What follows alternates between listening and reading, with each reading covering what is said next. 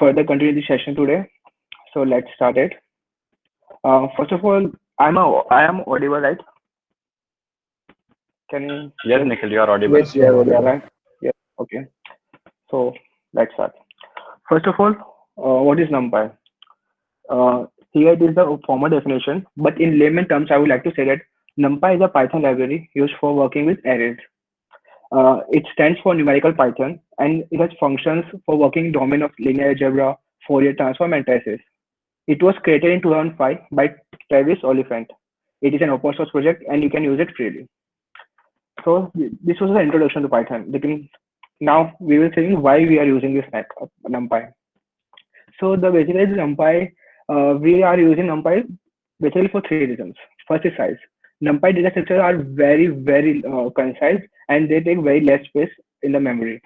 So this is the first reason. The second one is the most important reason, that is performance and speed.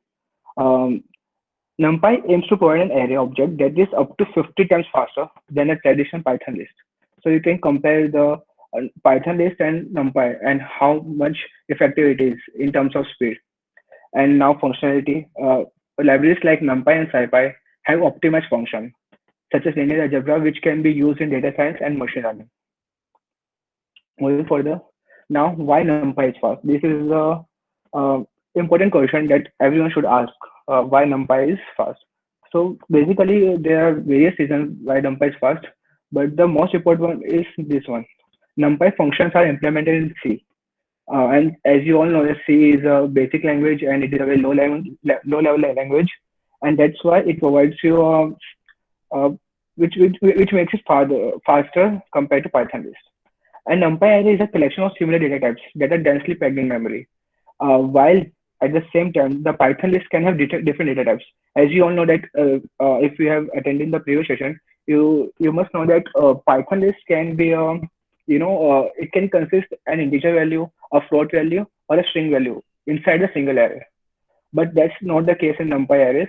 It has a similar data type array, which cannot be, you can't integrate integer and float values in the single array, and that makes it very concise. Another reason is multitasking, that is vectorization. It provides you parallel computing that we will discuss further. So now, what is vectorization? This is also an important feature of, you can say, of NumPy. Well, it provides you parallel computing. For example, let's suppose there is an array which consists of 100 elements. Now I'm dividing this array into four parts. In four parts, like 25 elements in one sector, in one quarter. So what this will do is, for processing the normal loops, normal arrays, we use the for loops. But here, vectorization, what vectorization will do is, it will parallelly compute all the four sectors, all the four quarters, and will provide you the output. And also, it is NumPy is able to delegate the task of performing mathematical operation on the array contents to optimize compile C code. Because as I said, NumPy is based on C language, and it has a single consecutive optimized code for the similar data types array. So it is very easy to to convert the code into the vectorized code. So that was a vectorization. We will be showing some examples Nikhil, by Python. Yeah. sorry to interrupt, but can you please speak a little bit clear and a little bit slower? Okay. Sure. So yeah, we will be discussing about vectorization even more in the Python notebook, Jupyter notebooks. So yeah, it is just a brief introduction. Now here it is a small example. You can see that 1,000 matrix multiplied by when we use solve this matrix using a normal for loops, it takes 10 minutes. But if we do the same computation using the NumPy, it will take only 0.03 seconds. So now it was just the introduction. Now let's move to the Python notebook.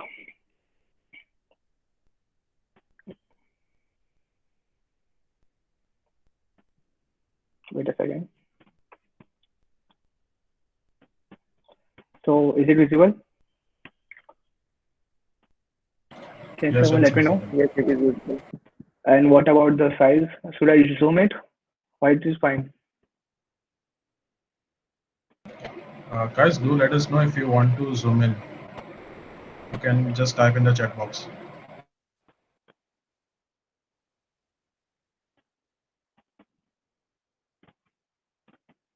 Okay. You can continue, Nikhil. Yeah, sure. Okay. Fine. So let's start it. First module is array creation. Now we will learn how to create arrays in NumPy. There are several ways to create arrays. For example, you can create an array using normal Python lists or other placeholders, or you can use other placeholders that we will be discussing now. First of all, we will importing the NumPy. Import NumPy is NP. It is a simple command. Now, what I'm doing here is I'm forming a new NP array, that is NumPy array, using a Python list.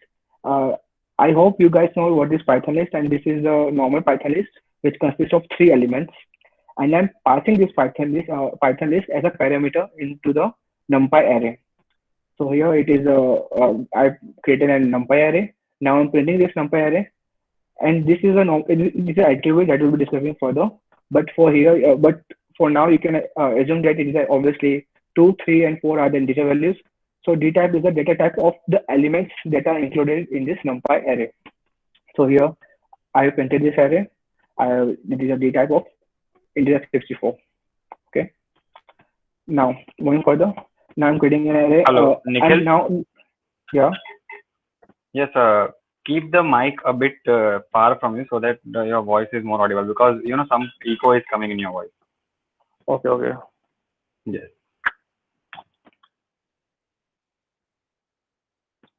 Okay. So now a dot and b dot array. Now I'm creating a new float array. Okay. So here it is I'm passing the list, Python list, that consists of float values. So here it will form a new array that will be a data type float. I hope you guys are getting it because it is very simple and basic. So now moving forward. Now I'm here we have only created one dimensional arrays. Now I'll be building two-dimensional arrays. As you all know, that NumPy arrays can be multi-dimensional also. Sorry, I forgot to mention that. So now I'm building a two-dimensional array. Here I'm passing two lists, that is this one and this one, and I'm passing this as a parameter into NumPy array. And now you can I think you know that you can print arrays like that also. Just pass the variable and you can print the array. So here you can see that I created a new array that is two-dimensional, and it consists of float values because here 1.5 is a float value. Okay. Now I'm creating a complex array. It is same as this two-dimensional array, but here I'm passing another argument or parameter, that is d type equals to complex. So you can see that here I've passed this one, 2 plus 3j, that is 3j is a complex number and 2 is an integer, and here it is the output. Okay. Now moving forward. Hello, Nikhil. Yeah. Yes, sir. We are getting some queries in the chat box that we should go a bit slow and explain a concept more slowly and more in depth. Okay. Sure. Wait. Yes. Let me change the mic.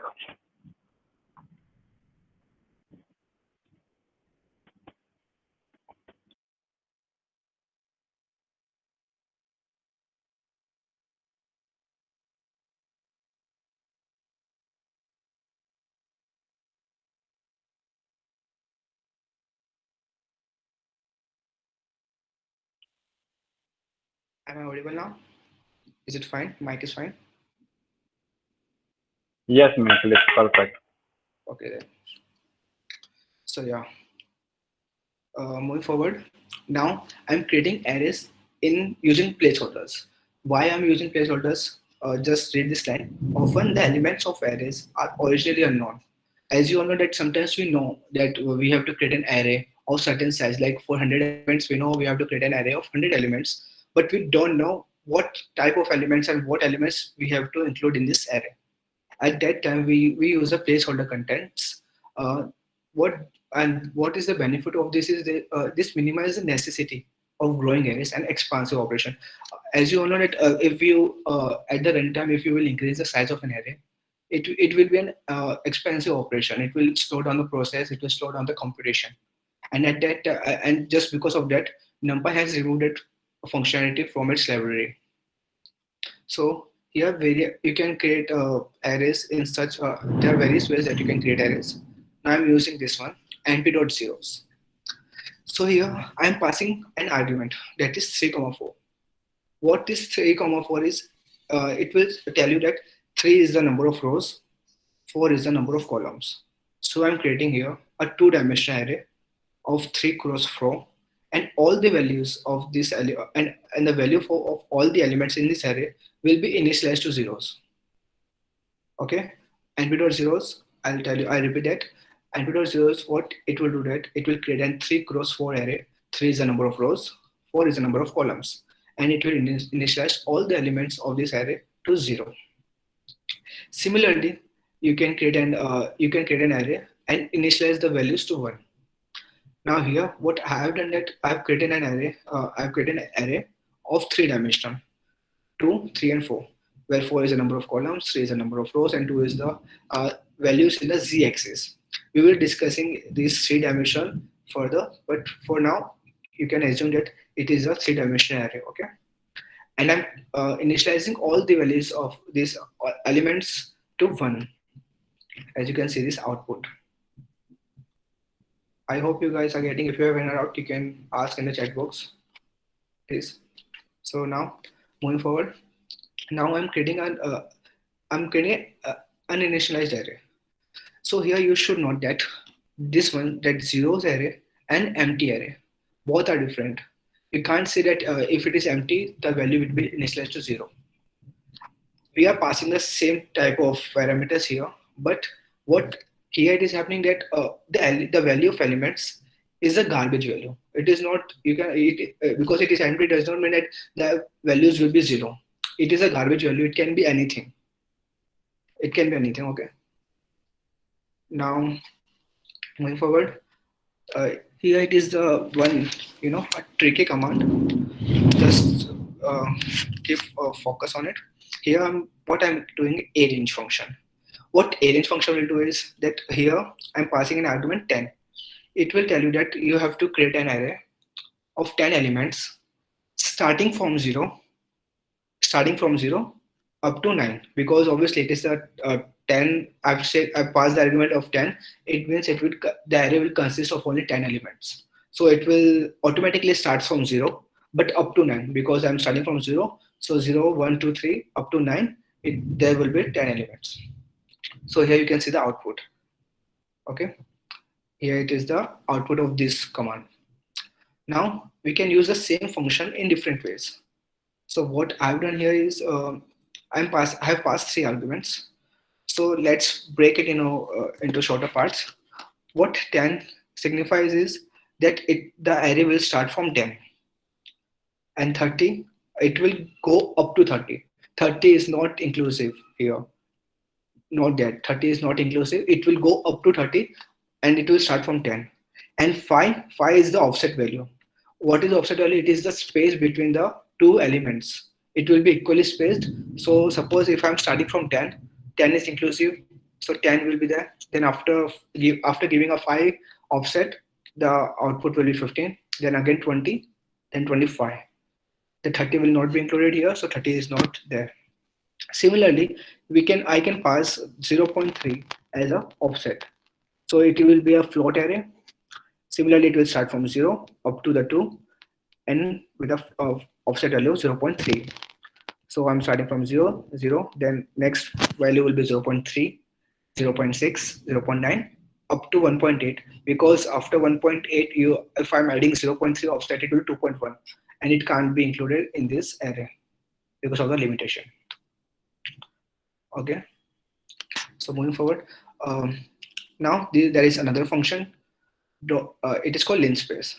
These both functions are a bit similar, but here 0, as I said, 0 is a starting value, but here 2, 2 is inclusive. It is not up to 2, but yes, it is up to 2, but 2 is also inclusive. Here this value was not inclusive, but here 2 is inclusive. And what this 9 will suggest, that 9 is not the offset, it is the number of elements that should lie between 0 and 2. and these elements will be equally spaced. So for example, if I have to create an array between 0 and 2, I will divide that whole range into 9 parts. Okay, so 9 parts. So 0.0.0 because it is a float, because I will, if I divide it, it will float values. So 0, then 0.25, 0.5 up to 2. 2 is inclusive.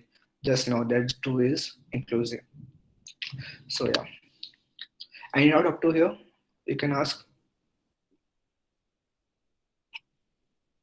Okay, cool.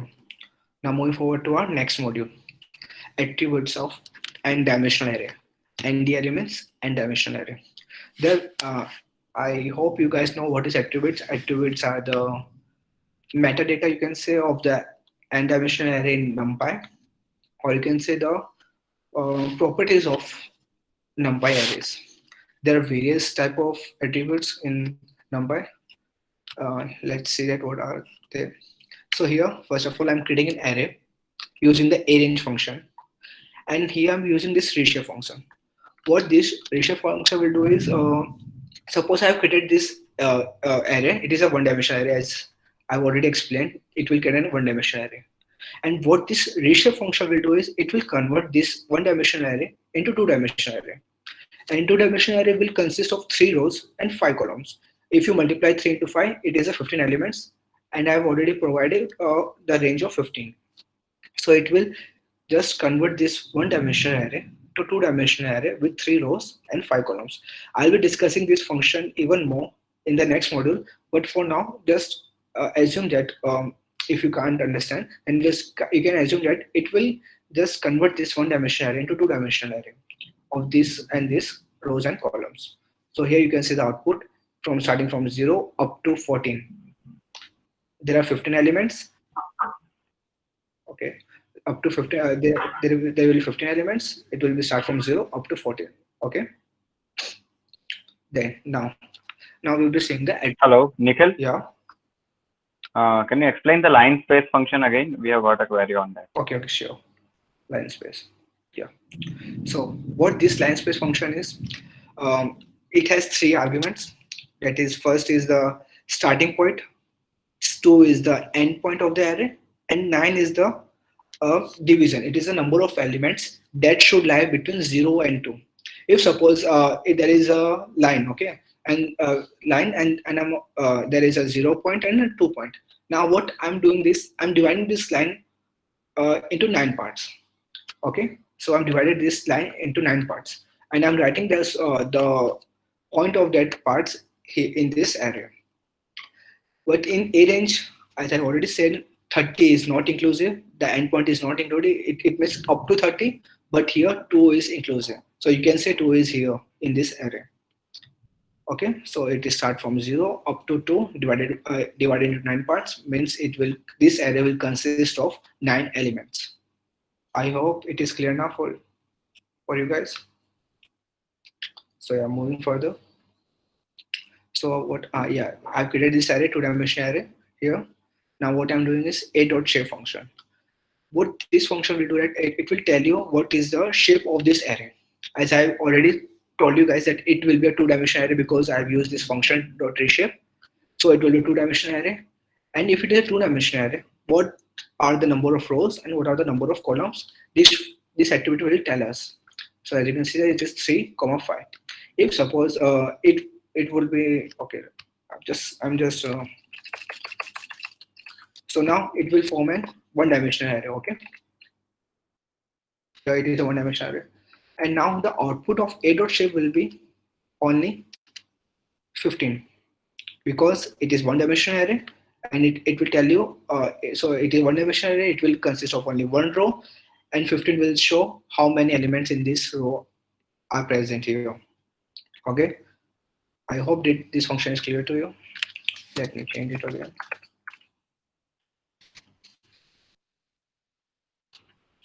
Now, n-dimensional. As I already said, n-dimensional means number of n is the integer value and dimensional. What is the dimension of this array? So n-dimensional will tell you that it is a 2-dimensional array, as we all know. Similarly, d-type. What is d-type? Is data type. Data type, you can see here the definition: an object describing the type of elements in the array. It is the data type of the elements that are present in this array. As I already said that NumPy arrays are the similar data types, so it can't be the case that the elements that are present in this array will have different data types. It has to be similar. Uh, it will be homogeneous. Okay. So here, data type of these elements is, you can see all are integers, so it will be integer. And what 64 is, it is a bit values. We'll discuss it further, but for now you can assume that it is an integer value. Okay. Now a dot size. A dot size will tell you that how many number of elements that this array consists of. So here you can see that there are 15 elements, 6 into 5, 15. So the size will be 15. So the size of this array is 15 because it consists of 15 elements. If I change here 100, then I'm reshaping it to 10 into 10, then the size will change to 100, obviously. Now a dot item size. Here the difference between two is, it will tell you the size of array and it will tell you the size of a single element in terms of byte. I hope you guys know what is byte and what is bits. 1 byte equals to 8 bits. It is a basic information that you should know. So here you can read the definition. That's what anti-dot array dot item size is: a size in bytes of each element of the array. Size in bytes. For example, an array of element float 64. 64 is the number of bits, has item size 8 because dividing 64 by 8, 64 divided by 8, then it will give you the value in bytes. So 64 divided by 8 bits, it will give you 8. So the size of each element in this array will be of type float 64 value will be 8. That is 8 bytes. Similarly, if suppose we have complex 32 array elements, then the item size will be 4 because we will divide 32 by 8. So now you can see that we have data type of integer 64. You can see then the size of each element is 64 bits, sorry, 64 bits. So dividing 64 by 8, it will give you 8. So the size in terms of byte of each element in this array is 8. Again, moving further. Now, what is type of array? This will tell you what is the data type of the array. Here we got to know what is the data type of elements in the array, but here it will tell you what is the type of array. Suppose now we know that it is a NumPy array, so obviously it will give you the output of NumPy.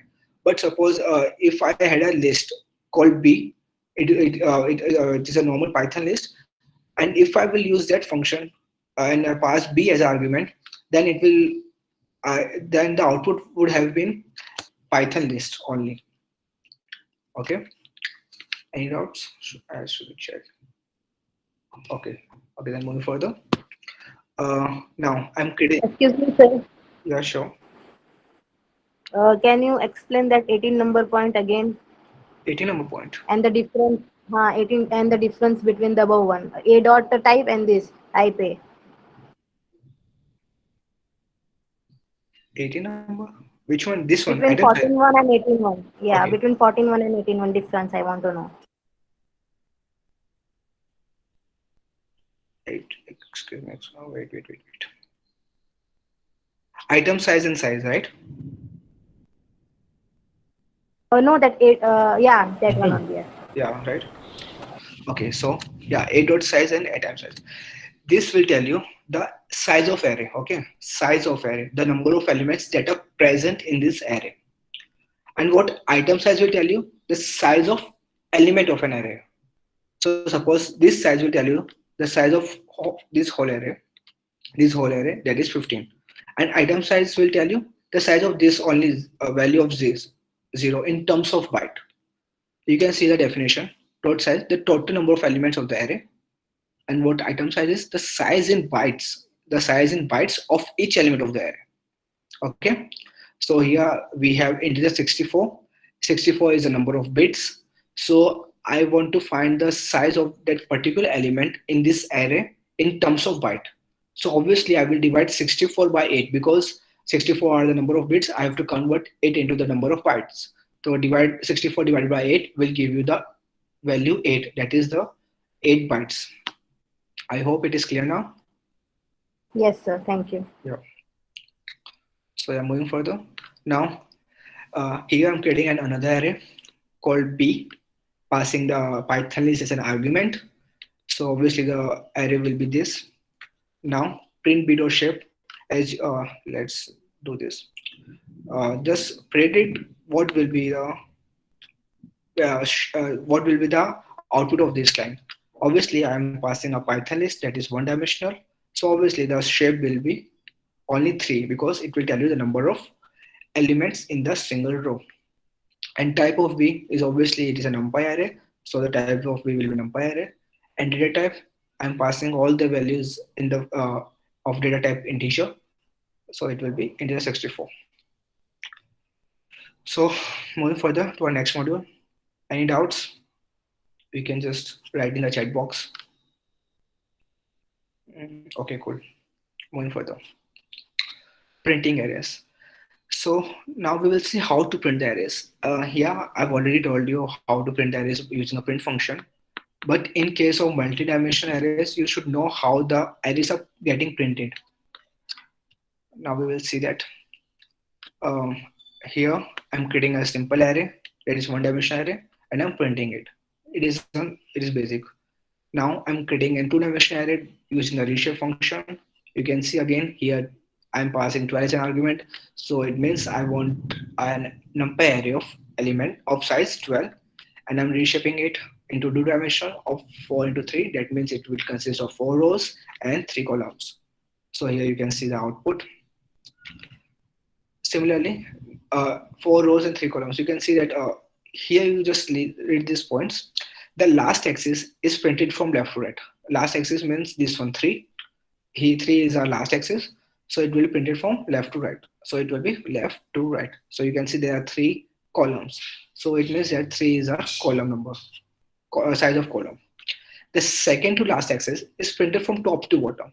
From top to bottom, you can see that here 1, 2, 3, and 4. That is the number of rows. So it was a thing for two-dimensional array. Now we will see for three-dimensional array. Just following these points, you can see that 2, 3, and 4. So 4 will be from left to right. Okay, from left to right. So I will be getting 8, 9, 10, 11. So we have four columns here. So 4 signifies here the number of columns. Okay, 4 signifies the number of columns because we are printing from last axis, we are printing from left to right. Now second to last axis means this one, this 3 value. What this 3 will tell you? Printing from top to bottom. Top to bottom, 0, 4, and 8, 1, 2, and 3. We have 3 rows. Now 2, this is another axis. So here you can see the point. The rest are also printed from top to bottom, with each slice separated from the next by an empty line. So here 2, you can see at top to bottom, this one is one table, assume that it is one tuple or one table, and here it is another table. So now it is a bit tricky to understand what is three-dimensional. So I would like to tell you that suppose there is a three-dimensional, axis, three-dimensional surface, and on the z-axis, what I'm doing is, suppose at z-axis z equals to 1, I'm putting this table of 3. I'm putting this matrix of 3 cross 4. Okay, and at the value z equals to 2, I'm putting this another matrix that is this one. So you just try to imagine in the z-axis, and we are creating a new planes. We are creating different planes at different values of z. It's a bit tricky to understand or imagine, but I hope you guys can. If there is any doubt, you can ask me right now. I'm waiting because it is tricky to understand. Okay, cool. So yeah, moving further. I hope you guys understood it. Then moving further, now I'm creating another array using the arrange function. Here, I'm passing 10,000 as an argument. So I want an array consisting of 10,000 elements. Now what I'm doing this in another line, I'm reshaping it of 100 columns and 100 rows. 100 into 100, it equals to 10,000. So there will be an array, two-dimensional array of 100 rows and 100 columns.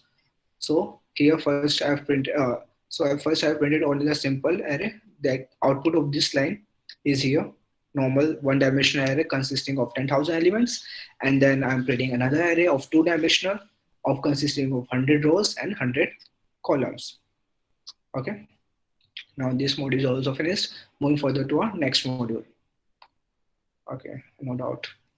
So yeah, basic operations. These are the arithmetic operations on arrays apply element wise. This term is important.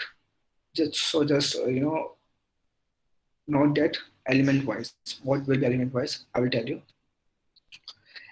Okay, so now I'm creating a new array using the normal Python list, and I'm creating another array called B using the arange function here. Okay, arange function. So I hope you understand now what this function will do. Here I've created two arrays. I've created two arrays, this one and this one. It will start from 0 up to the 3, consisting total number of 4 elements. Okay, so now I'm doing the subtraction.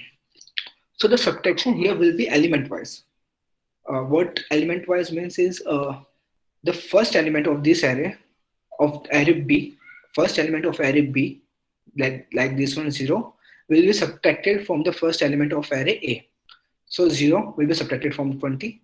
Similarly, first element of array B will be subtracted from first element of second array. It is 0th index, and this one first index, and second and third. Similarly, it will go on for other number of elements. So the output will be 20 minus 0, 30 minus 1, 40 minus 2, 50 minus 3.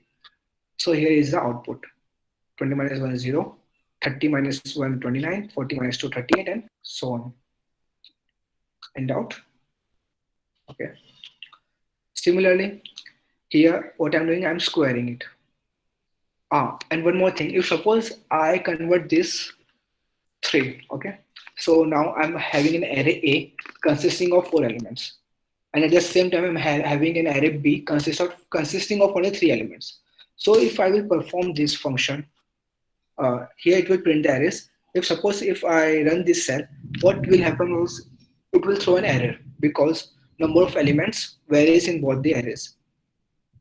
So here you can see that the shape of this array A is 4 and the shape of array B is 3. So it can't subtract. Okay.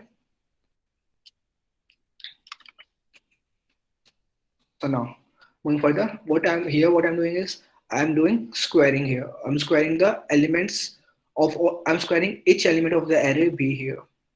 So the square of 0, square of 1, square of 2, and square of 3. So the output is here. If suppose I changed 2 to 3, so the output will be the cube of each element of array B. 0, 1, 8, and 27. Okay, so in this cell, what I'm doing is I'm using the sign function, that is an inbuilt function of Numpy array. What this will do is only this part. This part will do. Thus, it will give you an array of which will consist of the sign values of each element of A. So suppose if I have 20 here, so what this will do is it will provide you an array consisting of sign values of A, that is 20, sign 20, 30, 40, and 50. It will give you an one-dimensional array consisting of 4 elements, obviously. And now I'm multiplying this array with 10. So each element of this array that is formed will be multiplied by value 10. So here, what is the output here? 9.1929 minus 9 minus 7 minus 2. If I remove this value 10 here, obviously the value will change and the value will be 0.9 minus 0.9, 0.7, and minus 0.2. You can see here. Okay, I hope it is clear. So now here A is less than 35. Generally, when we use the for loops, and if we have to check the condition, when generally we have to traverse and condition check the array, we use the for loops. But here, due to vectorization and the parallel computing, NumPy can just normally you can just pass this argument and it will create an array, and the array will be of Boolean type. It will conditional check So suppose if I'm checking, what I'm doing is I'm checking each element of this array A and checking if it is greater than or less than 35. So suppose I have array A here, that is 20, 30, 40 and 50. Okay. So it will check first, is 20 greater than 35, less than 35? Yeah, it is true. So it will get an array and it will put the first element as true. Similarly, 30 is less than 35. It is also true. 40 is not less than 35, so the false, and again 50 to false. So you can see it is so easy here. I mean, it is also fast, and we have to just use the first one command only. But in other languages, we have to use all the for loops, and we have to create another array, a boolean array. But NumPy do that stuff for you. Okay. Now moving further, any doubts? No doubt. So yeah, I'm creating in two arrays, A and B. It is a two-dimensional array. Both are two-dimensional arrays consisting of 1 and comma 1, comma 1, 0, comma 1. Similarly, B array consisting of 2, 0, 0, 3, 4. So it is a two-dimensional array consisting of 2 rows and 2 columns. Similarly, B. So here, A multiplied by B. It will not be a matrix multiplication or dot product. It will be element-wise product. So 1 will be multiplied by 2. 1 multiplied by 0, 0 multiplied by 3, 1 multiplied by 4. It is an element wise. A, 0, 1 will be multiplied by B, 0, 1. Similarly, 1, 1, 1, 1, 2, 0, 1, 0. Similarly, it will go on. Okay. So you can see 1 into 2, 2, 1 into 0, 0, 0 into 3, again 0, 1 into 4, 4. It is an element wise product. If you guys want to do the matrix product or dot product, you can use this command A@B. It will do a dot product. I hope you guys know what is dot product. If you guys don't know, just ask me. I can explain it. Okay. If you guys have any trouble, you can ask the Keyur in the further session. He will tell you about it. So yeah, A@B. It will perform the dot product here. Dot product and matrix product are both same. So here A@B, what it will do is it will form an L. I hope you know that L style, L shape. So it is doing the matrix product. Similarly, there is another way you can do the dot product using this inbuilt function of NumPy A .B. The output of both the command will be same. So any doubts? Okay. So yeah, going further here, this is a tricky function. I have used this intentionally, but just try to decipher it. So what this will do is it will create an instance of default random number generator. There are times that we want to create an array with some random numbers. Okay, you will get to know about its application in our another sessions of data science, where we have to split the sets in a test and training sets. So at that time we use this function .np.random. So what I'm doing here is I'm creating an instance. It is a RG, it is a constructor. Default RNG is a constructor and RG is the instant. So what RG will do is it will help us to create an array with some random numbers. And what is one here? One is the seed value. And what is seed value? Suppose if I don't add this one here, it will create a random number generator with when every time I will rerun this cell, the output of the numbers that are generated by this constructor, this instance, will be different.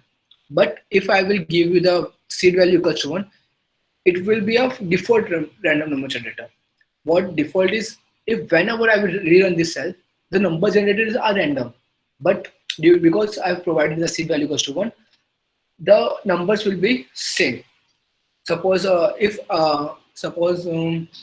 should I explain? If I give you this notebook, okay, I've provided you a notebook and I've not added any seed values, and it is compulsion for you that output of my notebook will be similar to yours. So if this seed value is not there, the output of your cell and my cell will vary. But if we decide that we have to add the serial equals to 1, the numbers will be obviously random for us, but the output will be same. Okay, it's a bit tricky, but I hope you guys understood.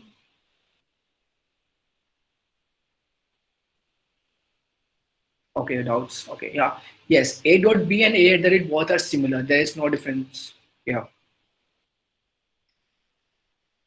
Okay, so I'm now creating an array A and B dot ones using the np dot ones function, that is placeholder that we have already discussed, of 2 into 3, that is 2 rows and 3 columns of d type integer. And I'm creating an array B using this random function r0 dot random, that is our instance r0 dot random 2 comma 3. Okay, so I've created this array, two arrays. Now what I'm doing is I'm um, multiplying all the elements, each element of the A with 3. Okay, so the obviously first of uh, at the beginning the value for each element was 1, but now the value of each element is 3 because I multiplied 1 into 3, 1 into 3. Okay, so I've got this array A. Now what the B array is, I printed this B array. This is normal B array that is generated by our random number generator. And what I'm doing is I'm adding A into the B. I'm adding matrix A to B. Okay, so as you can see, B is the float array and A is the integer array. So I can add A to B because of data type hierarchy. So here 3 plus 5.511, similar 3.95, 3 plus 1.4, that is 3.14, and I've created this new array. You can see that here B array is modified because I've added A into B.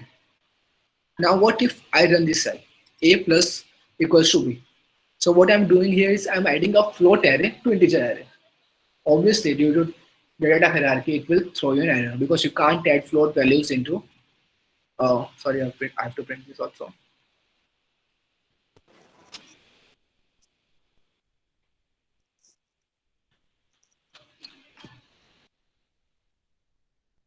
Wait.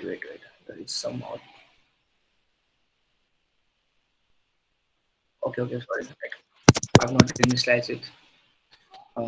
Yeah. You can see here it will throw you an error because you can't add integer float value to an integer value, but you can add integer value to float values. Okay.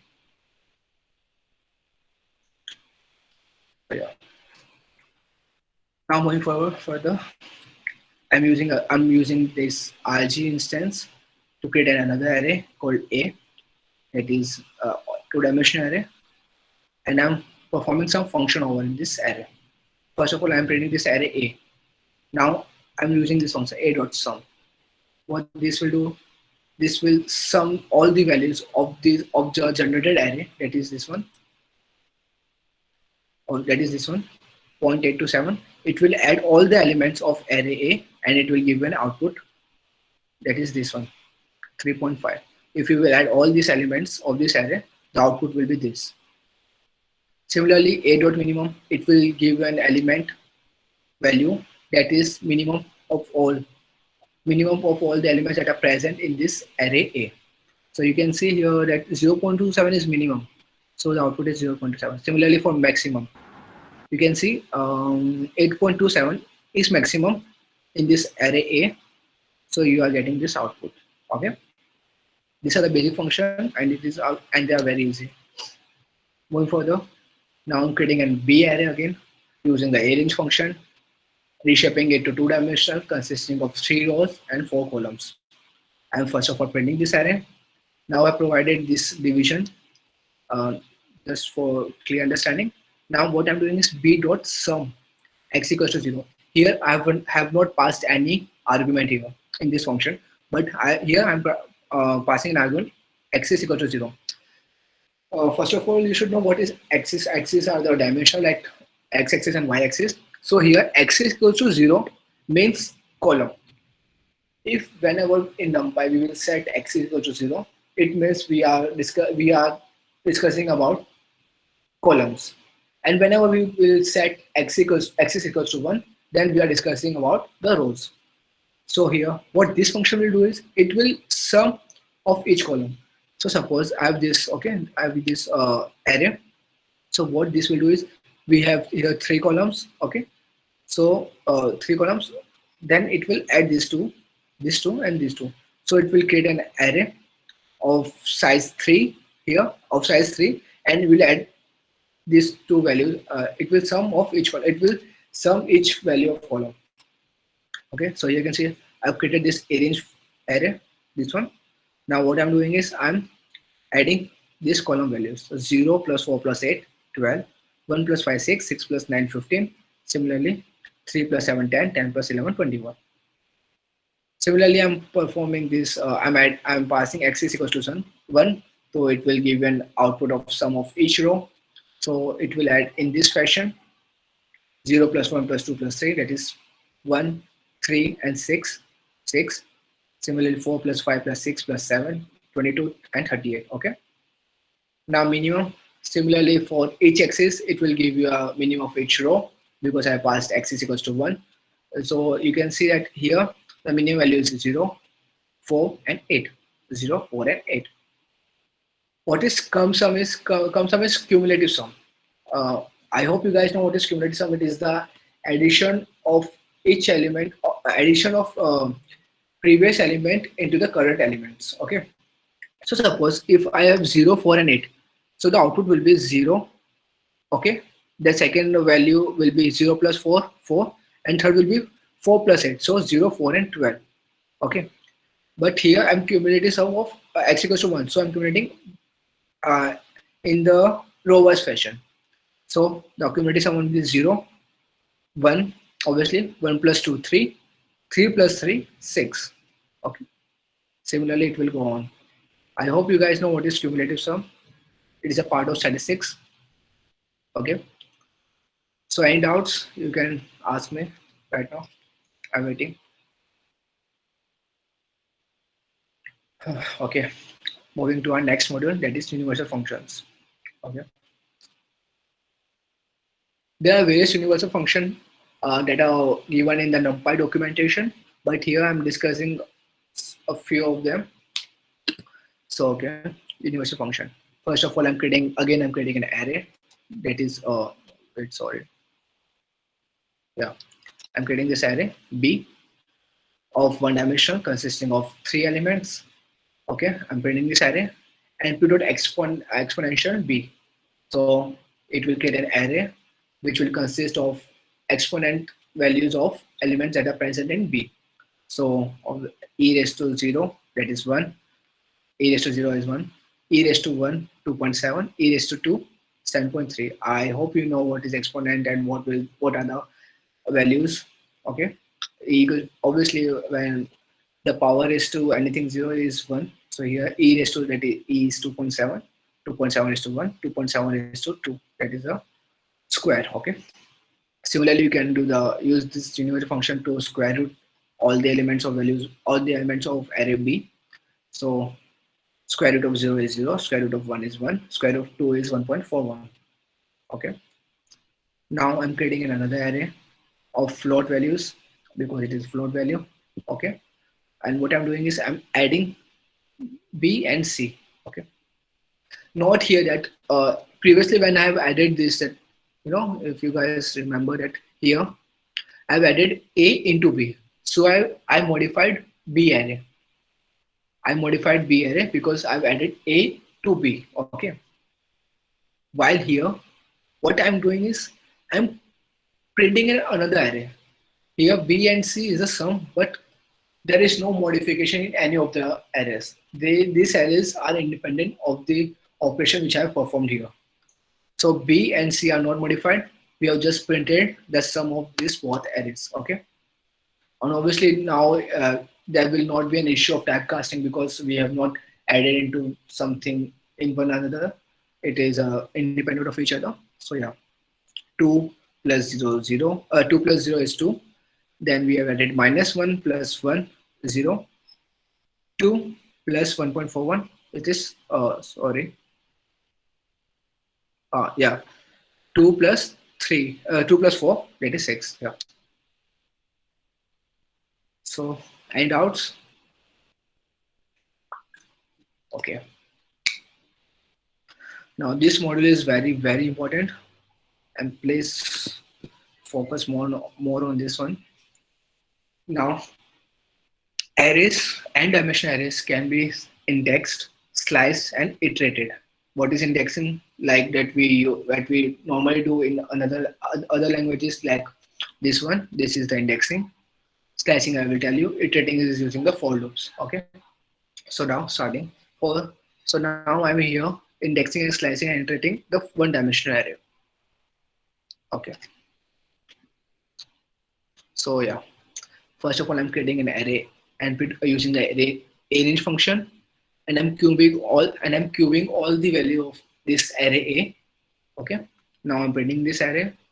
Now I'm indexing A, comma 2. Okay. So here, first of all, you notice that it is the array that we have created. Okay. So A value position 2. So the output will be this one, obviously, because its array starts from 0, index value is 0, so 0, 1, and 2. So the output is 8. Now I'm doing slicing. What is slicing? Slicing will tell you that I have to print an array which will start from index value 2 up to index value 5. This column will tell you up to, okay, 2 up to 5. So the array, now printed array will be 8, that is index value 2, index value 3, index value 4.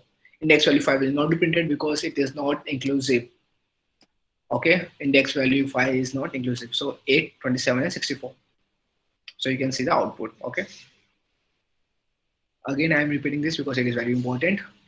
I'm doing the slicing, and in slicing, what we do is we are printing an array and from a point up to something, 2 to 5. Okay, 2 up to 5. Index, it is the index value, so it will print from 8 to 5. 5 is not inclusive, so 8, 27, and 64. Now this is a bit tricky, so I will decipher it into parts. So what this is telling you that it will start from 0 here if I have not passed anything, so we will assume that it is 0 up to 6, 0 up to 6, and what this two will tell you that we have to focus on the even positions, and we have to focus on the even position, so every second element. And what this will do is it will set every second element starting from position 0 up to position 6 to 1000. Okay, again I'm repeating this. What this will do is it will set value 1000 at the every second element starting from 0, that is start, to 6. So the output will be this 0 will be replaced by 1000. The second position is this one, 8 will be replaced by 1000. Again similarly 64 will be replaced by 1000. But here 6 will not be replaced because 6 is not inclusive.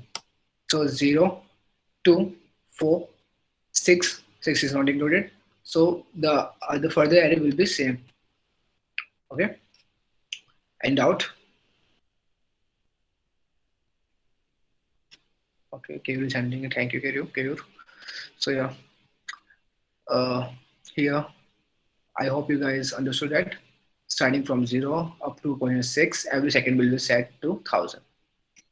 Now I can reverse this arrow also using this function. Okay, so what it will do is it will just reverse the array. Just try to remember this. Okay, -1 will tell you that it will reverse the array. So yeah, you can see here. I've not printed it. Okay, yeah. It is the output. It will reverse the array. Okay. Note here. Just note here. Even if I've reversed this array, but when I will print this array again, the array is not reversed. Okay. Just note that because I have not modified the array. I have just printed a view of this array. If in case if I write a equals to this command, then it will definitely modify the array. But here I have not modified the array. I've just printed a reverse view of array A. Okay, we'll talk about views and copies in the next module also, but just not here. It is important to note. Now I'm iterating over this array A. So for I in A, it is similar to two other languages, that for I in A, we are printing the square root of all the elements of array A. So square root of 10,000, square root of 1 is 1, square root of 1000 again same, 27 3, 1000 same, and so on. Okay. Now moving forward to a multi-dimensional array. Okay. So now I'm creating a multi-dimensional array, that is 2D array, using this function. I don't know why I've used this, but yeah, okay. It is just creating in a two-dimensional array for you. Okay. It consists of 5 rows and 4 columns, and each data type of the data type of each value of each element of this array is integer. So I've created this array. You can see the two-dimensional array, 5 rows and 4 columns. Okay. Now we will perform some operation on this array. First of all, I'm indexing. It is normal indexing that we do. 2, 3, that is 2, 3 will be 0. Okay, it is 0, 1, 2, 2, 0, 1, 2, 3. So the output will be 23. Okay, you can see 23. Similarly, we can perform the slicing. Now here, slicing is performed in this argument, in this place for the rows, and here the slicing will be performed for the columns. So 0 to 5, 0 up to 5. It will tell you that 0 up to 5, 0, 1, 2, 3, 4, 5. You can see that we have only index value up to 4, 0, 1, 2, 3, and 4. So it means that it will print each row in second column of V, because we have used index value 1, 0, and 1. This is second column. So it will print this one, 1, 11, 21, 31, and 41. Okay, you can see the output. Again, I'm telling that I'm explaining that starting from 0 for the rows, we are doing the slicing. Starting from 0 up to 5, that means all the rows automatically, and 1 means the index value 1 of column 1. So this one. Similarly, you can you can use this. Rather than using this, you can just use this one. Okay, it means starting from start up to end. Here end is 5. So the output of both this command will be same, as you can see. It means all the rows. You can assume that this column means all the rows, and the first column index value of 1. Again, moving further, slicing. I'm slicing these rows 1 up to 3. 1 up to 3. That means this one 10, 20, and 10 and 20, because 3 will not be included here. 10 and 20 means 2 rows, and all the value and each column, because it is column, it means every column. So 10 and 20 value of all the columns. Okay, so you can see this the output will be these 2 rows. Okay, you can here see. I hope you are getting it. Okay, so moving further, if you want to just reverse the last row, you can use this function. Okay, b minus 1. What minus 1 will do, it will just reverse the last row of this two-dimensional array. So you can see here what, yes, you can see here this one. Sorry, we are we are not reversing, we are printing it. Oh, sorry, we are printing this one minus 1. Okay, so it will print the last row. It is equivalent to this one. You can say it is just a shorthand for this argument. Okay, similarly, you can print you can use colon minus colon comma minus 1, then it will print the last column for you. Now here, try to focus in this one, because it is a very computationally effective function. Generally, when we have to print this two-dimensional array in other languages like C and Java, we use 2 for loops, right? I and J for loop, just first to print the rows, then to print the number of columns. But here we are parsing. Here you can print a row as an integer. So suppose what this will do is for row in B. B is the array, and what it will do is it will print each row of B. Okay, each row in B. So 0, 1, 2, 3, this one. Okay, so I am here printing this whole array using only one for loop. So you can see because of vectorization and parallel computing, this is so cost effective. If suppose I am multiplying 10,000 to 10,000 metrics, it will be very cost effective, because if you will use the normal for loops like other languages, it will take hours. It can take hours and half an hour, but here it will perform in few minutes or few seconds for 10,000 to 10,000 metrics. Okay, any doubts? Okay, moving to next module, shape manipulation. Okay, how to manipulate the shape of the array, how to convert one dimension to two dimension, two dimension to one dimension, we will discussing here.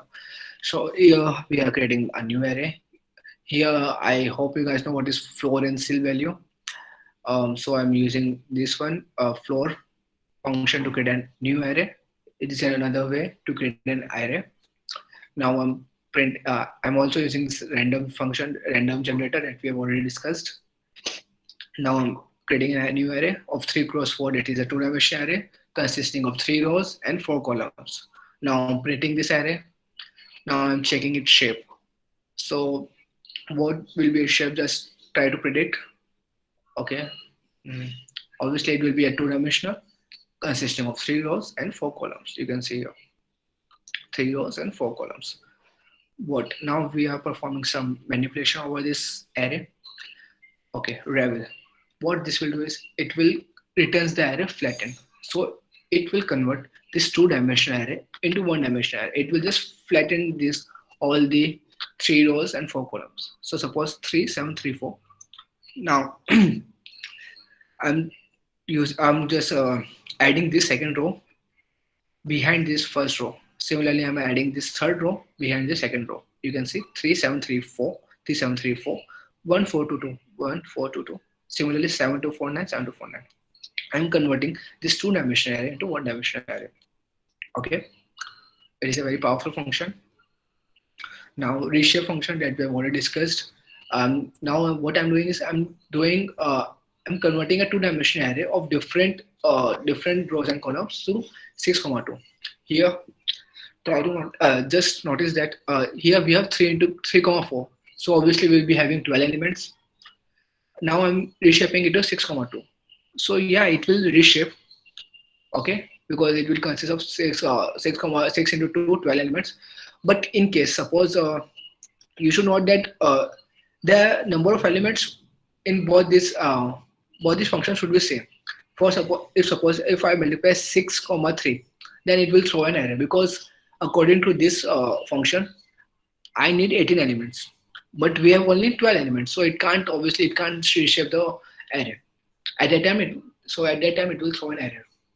So just always be careful that whenever you use the reshape function, you should not, you can't change the number of elements. It should remain same. Okay. A.T.shape. What it will do, it will transpose the array, and first of all, first it will transpose, and then it will tell the shape of the array. Okay. 4, 3, because we had 3, 4 and 4, 3. Again, no reshape function will give you the modified view. Okay, it will not modify the array itself. It is just giving the view. Okay, even though we have used 6, 2, it is not modifying the array itself. It is just printing the view, another view of this array A, and that's why after transposing, it will convert 3 rows to 4 rows, and it will convert 3 or 4 columns to 3 rows, and that's why the output is 4, 3. I hope you guys know what is transpose. If you don't, then Keyur will tell you in his session. Then again, A.shape 3, 4. It is not changing the array itself. It is just showing the view again. It is another example for it. Now, what this resize function will do, it is similar to reshape function, but As I discussed, reshape function will not modify the array, but resize function will do it. It will modify the array itself. You can see here. First of at first we had 3, 4 array, but now after using this function 2, 6, the array is modified. Okay, the array is modified itself. It is now it is converted into 2, 6. This array is converted, but here we had just printed the another view of this array A. Okay, you can see another example here. If suppose if a dimension is given as -1, another point, it is very important. Okay, suppose you want, if I have an array of in thousand array, 1,000 values, and if you want 100 columns for sure. Okay, 100 columns or 100 rows for sure, and you don't care about another parameter, that you want 100 rows but you don't care about number of columns. And at that time you don't want to calculate, if suppose you have a value in 7, 8, 9, 4, 2, 3, 6, and you know that you just want 100 rows, and you want to convert 100 rows, and number of columns you don't want to calculate. At that time you can just put -1. Then what this function will do is it will automatically convert, and it will automatically reshape for array for you. Okay, you can see the array, the other dimension are automatically calculated by the numpy. So here what I said is I want 3 rows. The number of columns I don't care. You just assume it and automatically convert it for me. So if I have 3, then obviously it will convert. So because here we had a matrix of 2, 6. So now I've asked numpy, I want same array, but I want to have 3 rows. So it converted the array 3, -1. -1 is obviously it will be 4, because we know it is a very low value.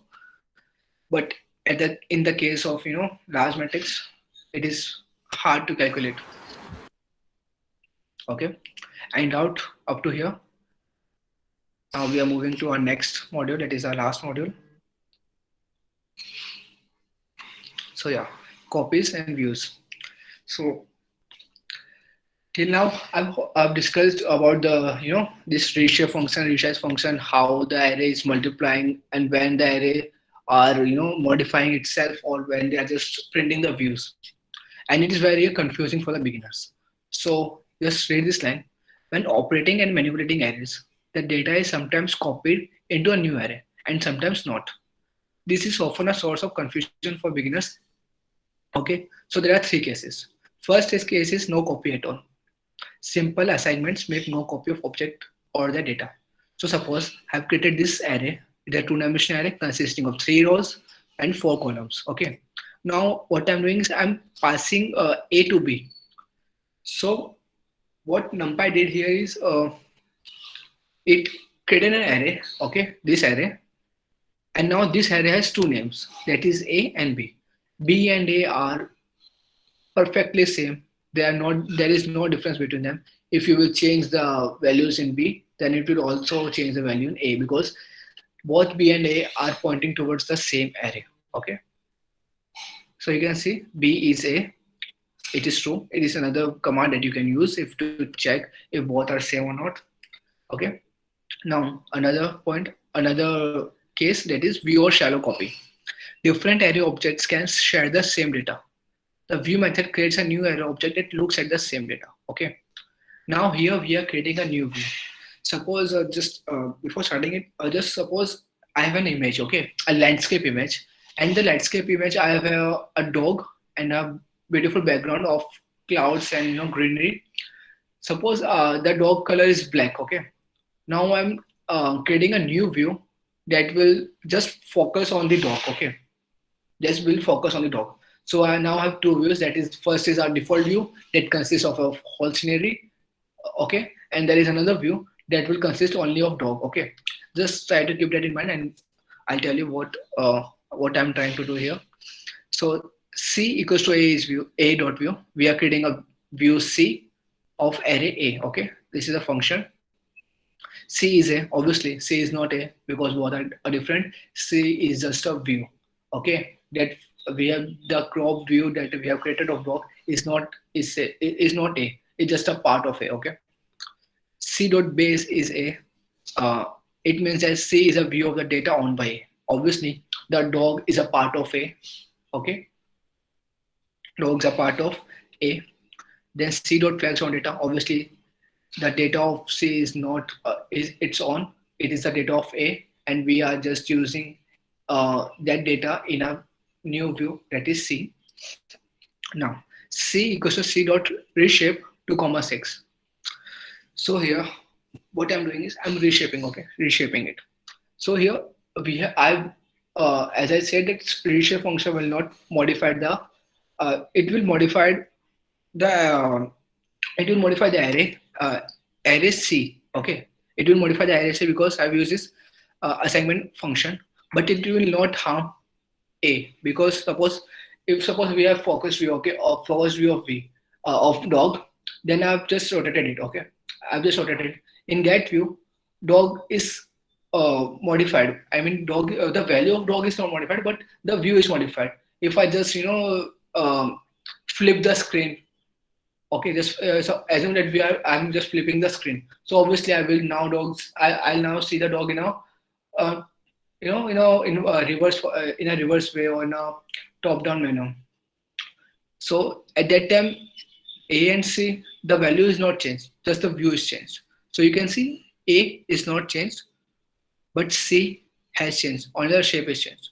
But if suppose previously I had a dog with white color, okay, but now what I'm doing is I'm just filling that color of dog in the view with black. So obviously when I will zoom out of C, that is the crop version of dog, then the whole picture will consist of a dog whose color is now black. Previously it was white, but now it is black. Okay. So suppose if I change the value in C of any element, that is, then it will also change the value in A. Okay. Not here. I'm printing A here, and the value is changed. Okay. C 0, 4 is this one. Okay, 0, 4 this one. 0, 1, 2, 3, and 4. I've changed this value 4 to 1, 2, 3, 4. So you can see here 0, 1, 2, 3, 4. Either here the value of 4 is changed to 1, 2, 3, 4.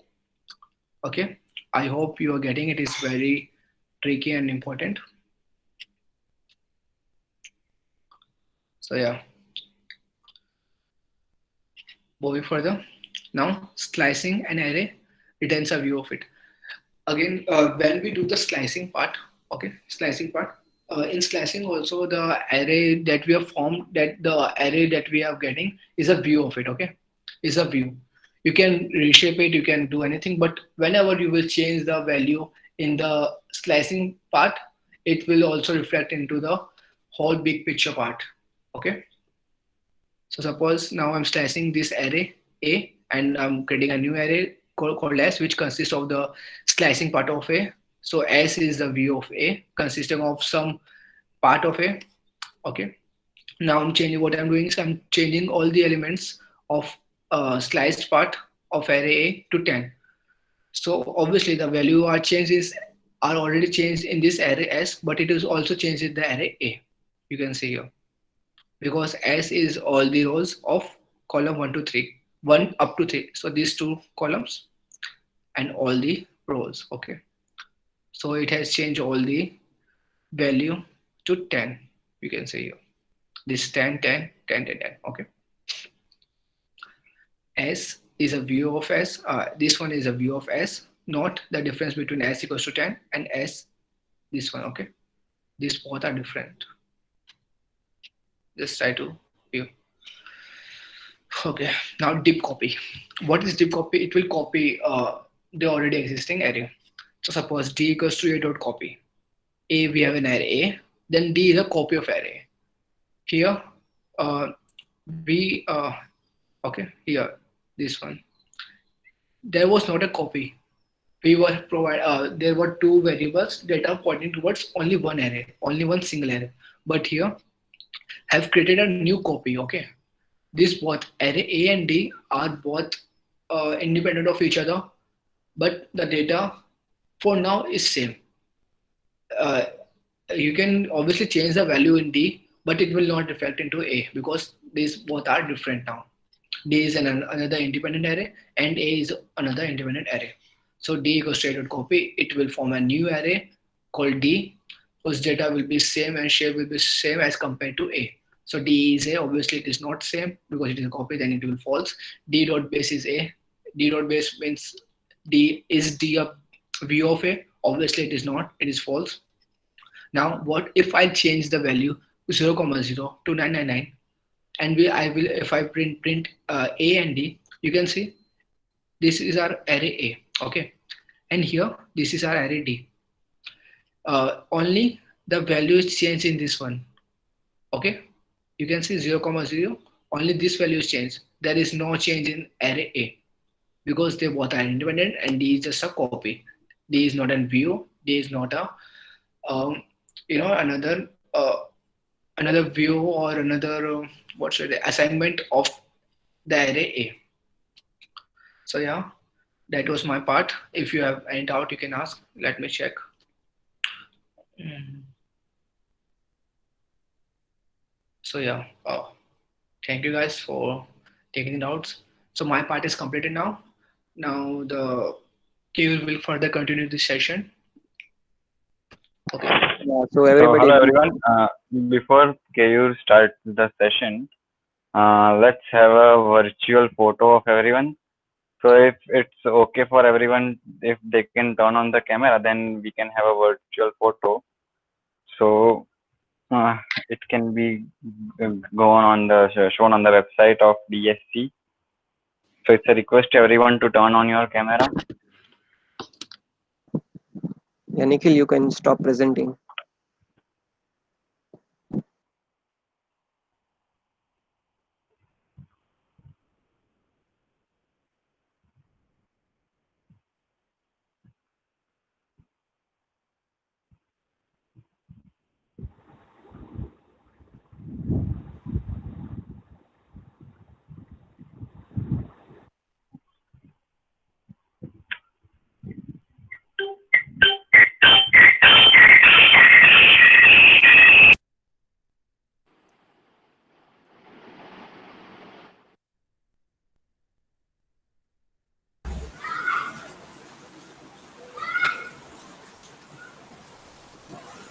We are gonna have such meetings all the time in this COVID situation.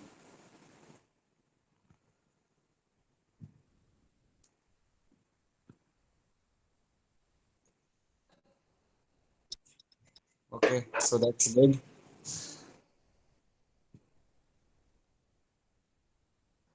Okay, so let's start. Okay.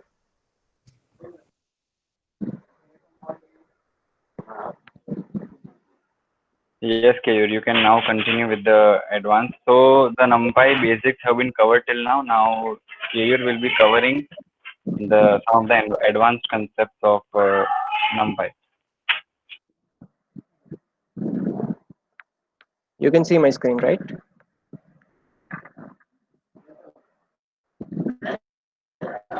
Yes, sir. Yes. Okay. So hello everybody. So my name is Keyur, and I am a fourth year student at SCAT. And let's move on to the advanced part. So in advanced part, basically we are not going to learn any new things except one or two modules. All you are going to learn is the implementations of the basic mathematics which you have learned on the course of your high school and in the college mathematics. Okay. So we will be going to learn its NumPy implementation. So here let's import numpy, and np is given as an alias to numpy, so every time I don't have to write numpy as a whole. Okay, so yeah, the first part is the mathematical functions. So Nikhil has already explained all of the mathematical functions, so the rest one or two I'm going to explain. So first is the rounding of the decimals. So rounding basically means that reducing the precisions of your numbers. Okay, so first section for that is the truncation. So truncation simply means that removing all the numbers after the points and just keep the integer part. Okay, so for the function for that is trunc, and you can either pass a single value or an array of value to it.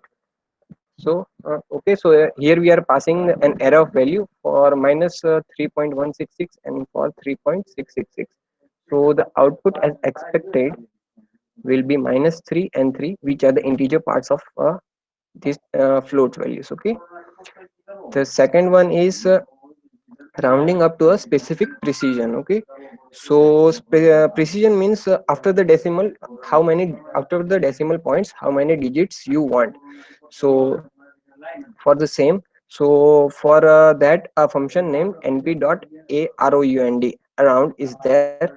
So the first we have to pass either an integer, either a number or an array of values for which you have to do the rounding, and second is the precision value. So precision value basically simply means that the number of places you want after the decimal point, and rest of it truncates. And for here we have passed 2. So let's see the output. And so yeah, we have got the output 3.17 instead of 3.16, and that is because it checks that for the last value, after that last value, if the number is greater than or equal to 5, then it will increment the last value, or else it will be the same. So instead of 6, if I write 4 here, and let's run, and hopefully we will get 3.16. Yeah, so we get 3.16. Okay, so the next will be the floor function. So the floor function basically returns the floor or the lowest values, lowest integer value nearest to that number, and that integer value should be lower than the number. Okay, so basically here we have a number line, and like all of the functions in numpy, either you can pass a single value or an array of value. Both are supported in numpy. So for minus 3.166, so it roughly lies here, minus 3.166, and the nearest integer to that number is minus 4 and minus 3. Okay, but minus 3 is lower, minus 4 is lower than minus 3.166, so it will return minus 4. And for 3.666, it roughly lies here, and it has the nearest integer of 3 and 4, and so the lowest number, lowest integer to that of 3.666 is 3, so it will return 3. And so after executing, hopefully we will get, okay, we get minus 4 and 3. Okay, right?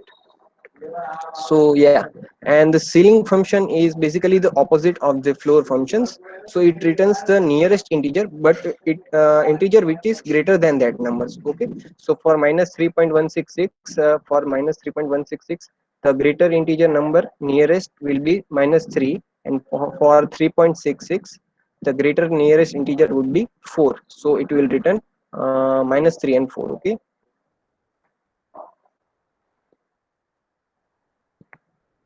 yeah, so okay, so that was a bit fast. So any doubts? I think not. Okay, these are very basic functions. Okay, so no need to worry about them. The next we will be taking the logarithms. Okay, so we have basic 3 fundamental logarithm functions in the numpy: one with the base 2, one with the base e, and one with the base 10. So yeah, for the here we are defining an array, and with the, now you are familiar with the arrange function, so it will have from 1 to 10, 1 to 9, it will generate an array from 1 to 9. Okay, 10 is not inclusive. Okay, and you so for taking out the logarithm log to the base 2, we simply have to write log 2, and we simply have to pass an array or a single value, depends on your application. So we are passing an array of value from 1 to 9. Okay, and we execute, and it will give a logarithm 2 of that array of value. The same is for the log to the base 10. Instead of log 2, we have to write log 10 and simply pass an array, and it will give the logarithm to the base 10 of all the values in the array. Right? Yes. And it is same for the natural log. Instead of writing 10 or 2, we simply write log np dot log, and we get the natural logarithm of all the values. Right? Okay. So now moving on to the trigonometric functions. So everybody, I guess, are familiar with the three fundamental trigonometric functions, ratios, or say. So the ratios are the sine, cos, and tan. So for finding out the sine values, we have simply have to write np dot sine, and either we can pass a single value or an array of value. Both will work. So here I am passing a single value. So np dot pi simply defines 3.14 with the this precision value. Okay. So I am passing. I am calculating the sine of pi by 2, and which will hopefully give me 1. Yeah, so we get 1. Okay. So similarly, we have np dot cos function and np dot tan function.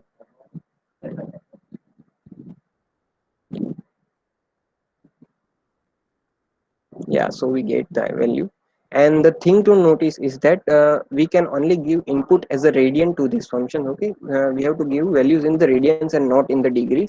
So here I am writing np dot pi by 2. Okay, and not the 90.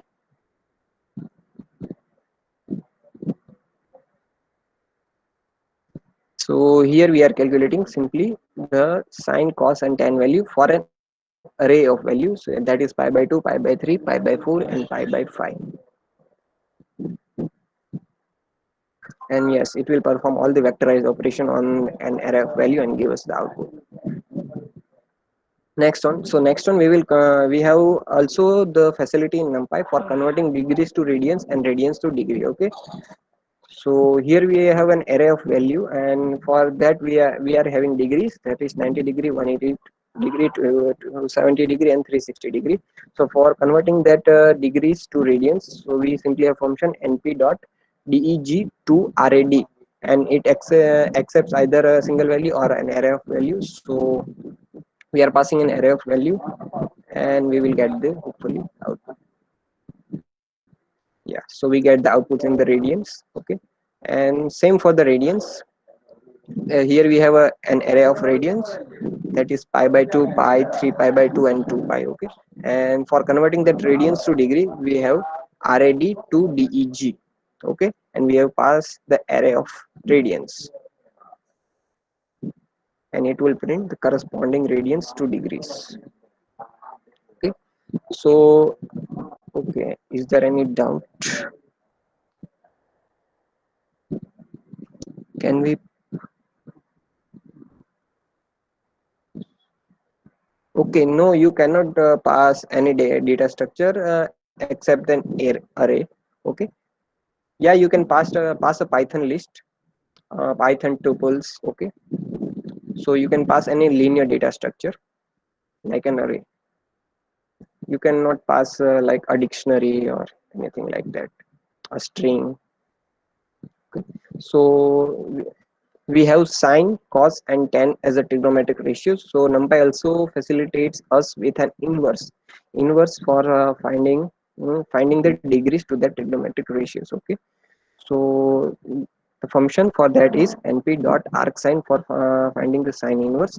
And yes, we have to give the output, means the trigonometric ratios whose angle we have to find. Okay. Yes, and yes, the output of that will be in the terms of radians. Okay, so NumPy only deals with radians as for the trigonometric. So here we are converting that radians to degrees. Okay, so and for the sine one we will have 90 degree. Similarly, we have cos inverse and tan inverse. Okay, so for cos one and for tan one, we will get the corresponding outputs in the radians and in the degrees. Okay. And yes, also you can pass an array of value for the inverse sine function also, and you will get the output.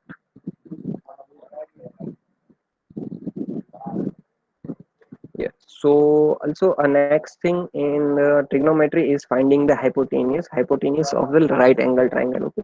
So yeah, basically you can find hypotenuse. You don't need any functions for some such simple values that are 3 and 4.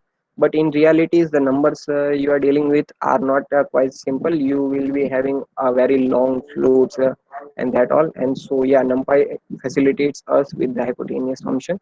So we have a base of 3 and perpendicular of 4, and so passing base and perpendicular, you will get a hypotenuse as an output. Okay, so for 3 and 4 we all know that 5 is the output. Okay, so let's move on to the statistical functions in the numpy, right? So numpy provides us with all the basic statistical functions, that is the mean, median, and minimum, maximum, standard deviation, and variance, and that all of them. So let's explore these functions with the help of a example. So yeah, right. Okay, so here we are having a data set of 50 students, marks of the 50 students, and these marks are ranged from 0 to 100. Okay, so here we are told to gain the statistical insights from it. Okay, so we have an array of the 50 students, marks of this 50 students. Yeah, so for we have to find like a minimum marks for it. Okay, so we will be applying np.emin to the that an array of result. Okay, so yeah, you can also apply, a question may arise that we can also apply result.main function. Okay, so it will also give the same output. Let us try.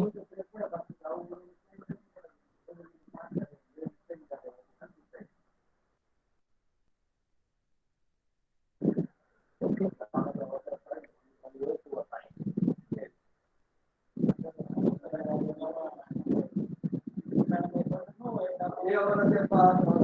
yeah, so you can see they both give the same output. The difference between both of them is a small difference, that is this is an object oriented approach and this is a traditional function approach. Okay, so there is no like difference in their implementation. Okay, and you can also pass an axis as a parameter after this if you have a multi-dimensional array. And same for the maximum, we have function that np.mx, and we have to pass our array and we will get the maximum. Okay, yeah, so the next is to find the mean from the array. Okay, so we have simply mean means simply averaging the values. Okay, so we have function np.mean and we pass our array of result and we get the mean.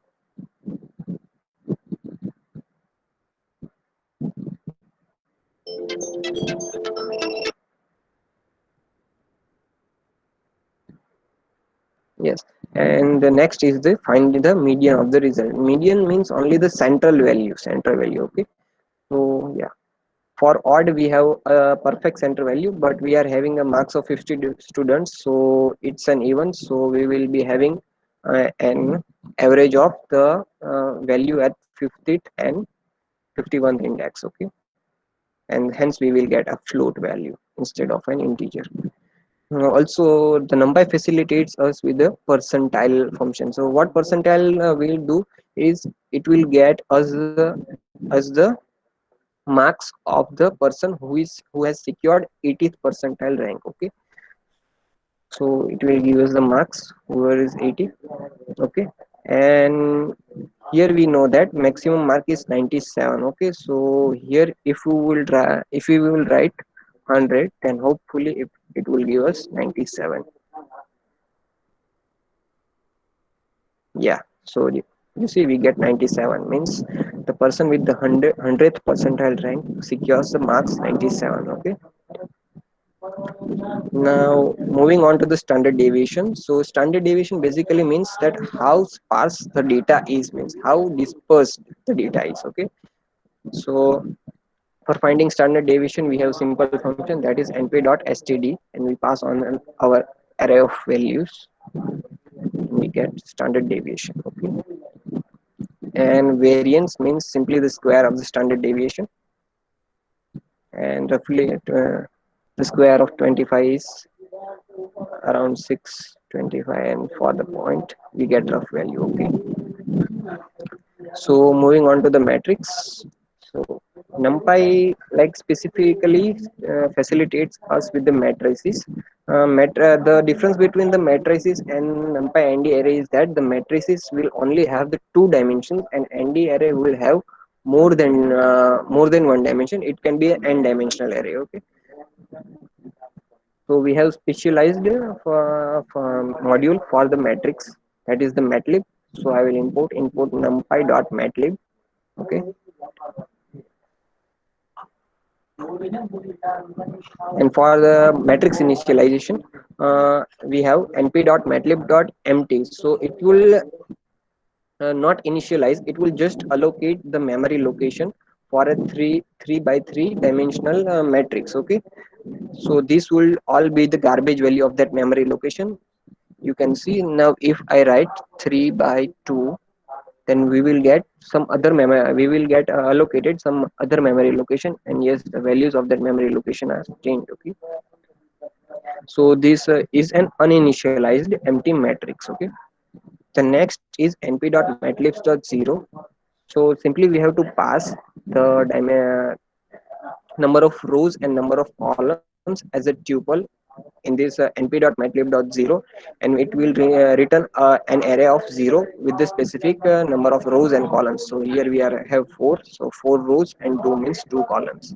Okay, similarly we have np.matlib.1 once. Okay, and instead of initializing every element to 0, it will initialize every element to 1. Okay, the next we have np.matlib.identity, and it takes only single argument, and it returns an identity matrix. So we can as we all know that identity matrix have diagonal elements as 1 and all of rest are 0, and the identity matrix should always be a square matrix, so it only takes a single argument, that is the number of rows and columns. The next is the np.matlib.i. So as we know that identity matrix only returns a matrix with diagonal element as 1 and every other elements as 0. But what if I want elements other than diagonal, elements 1 other than diagonals, primary diagonals. Okay, so if I want one as here, one as here, one as here, and one as here. Yeah, so I function get us to helps us with this. Yes, so first we have to pass the number of rows, that is 1 2 3 4 4 rows, number of columns, that is 1 2 and 3 column, and from the which index you want to start. So 0 means basically here. Okay, so it will return once starting from this. Okay, now what if I want ones from starting from here? Okay, so I want one here and one here along this diagonal. Okay, so simply I will write k is equal to 1,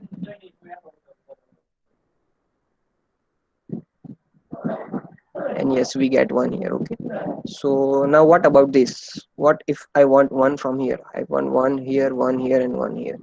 So simply this is 1, this is 0, then this should be -1. Okay, so we will pass -1 as an argument to the key. Right, so we get ones from here. So this will be -1, this will be -2, this will be -3, and so on. Okay, depends. Now many times in some applications you want a random matrix. Okay, so NumPy gives us a function for generating a random matrix. Okay, so it is np.matlib.rand, and we have to pass the number of rows and number of columns, and it will give us a matrix generated with the random values. And a point to be noted here is that all the values are ranging from 0 to 1, and all are of float types. Okay, now what if we want our custom matrix initialized with our custom value? Okay, so we simply write np.matrix, and in bracket we pass arguments. So we pass a row wise argument. Okay, so we pass 9 comma 7 comma 5 comma 8, that is our first row, semicolon. Then we pass 2 4 8 and 6, then semicolon means this is our second row. Then 1 3 2 1 3 and 4, this will be our third row. Okay,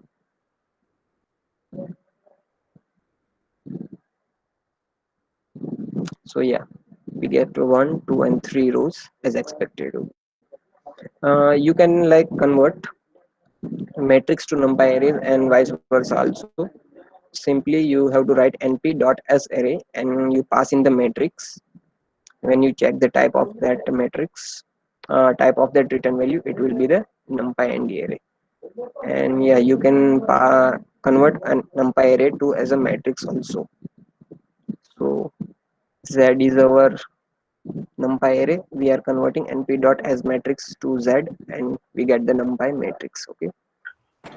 Hello. Keyur, Hello. Keyur, can you repeat the matlab.i? Matlab.i. Okay. Yes. Yeah. So basically what happens in the identity matrix that we get number of we get ones only in the primary diagonal, and the identity matrix should always be of a same number of rows and same number of columns. Okay. And what if I don't want, if my matrix is not a square matrix, and what if I don't want ones not to be in the primary diagonal and then other diagonals. Okay. So it's simple for the I. First we have to pass the number of rows, number of columns. Okay. So it will generate a matrix for 4 rows and 3 columns. Okay. Then we have to pass the value of k. The value of k defines that from where you want to from which diagonal you want ones. Okay. So if I pass value of k to be 0, so it will give a number ones in the primary diagonal. Okay. You see 1 1 1 starting from this. Okay. Now what if I want one as starting from this, I want one here and one here along this diagonal. Okay. Along this diagonal, so I will pass the value of k to be 1.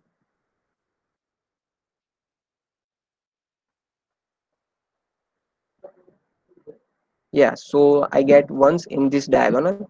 Now what if I want one here? Okay, so I will pass value of k to be 2. So we get one here, and since there is no further columns, so it cannot extend. And what if I want ones as here, here and here, means along this diagonal. Okay. So this is 0, this is 1, then this should be -1.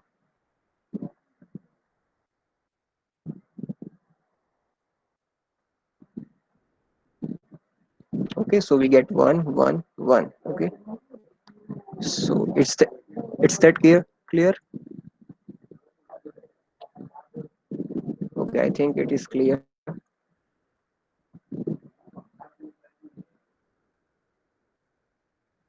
So moving, yes. Oh, hello. Yes. Okay. So moving on to the matrix operations. So here I am initializing two matrix, that is A and B. We have in A 2 and 4 and 5 and -6 as our rows, and similarly for B -9 -3 3 and 6. Okay. Now simply we have to do the transpose. Transpose simply means converting the rows into columns. Means we have in rows there's 2 4 5 and 6. Okay. These both are rows. So if what if we convert 2 and 4 to the column and 5 and 6, 5 and -6 to the column, so it will be like 2 and 4, 5 and -6. Okay. So it is the transpose. You might have already learned in the maths 3 or 4. So for calculating the transpose, okay, let me run this cell. Yeah. So for calculating the transpose, you simply have to write your array name dot t, and it will simply convert all the rows into columns and columns into rows. You can see here 2 and 4 are is a row, 5 and -6 is a row. They both are 2 and 4 is here a column, and 5 and -6 is here a column. Okay. Yeah. So like numpy array matrix also supports element wise addition, multiplication, division and subtraction. Okay.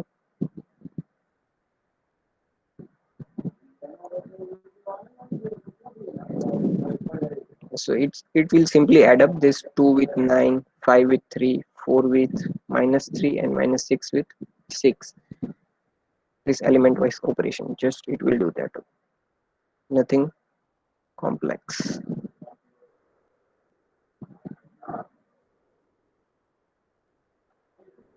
Now for any matrix, if we want diagonal elements of that matrix, so we numpy provides a function that is np dot diag of a. Okay, so here we are having a. This is the A matrix, and the elements along its primary diagonal are 2 and minus 6. So yeah, so this is called the primary diagonal. This is called the secondary diagonal. Okay, this is the primary one. So it gives the output as the primary diagonal elements of the primary diagonal. So we will get output as 2 comma 2 and minus 6, and same for the B, we will get 9 and 6. Yeah, so 2 comma minus 6, and if we do for B,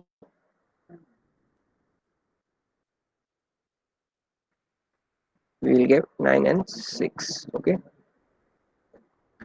yeah.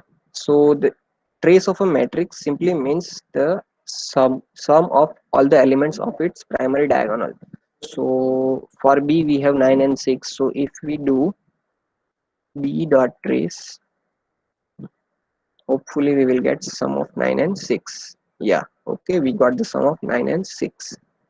So trace of matrix simply means sum of its diagonal elements.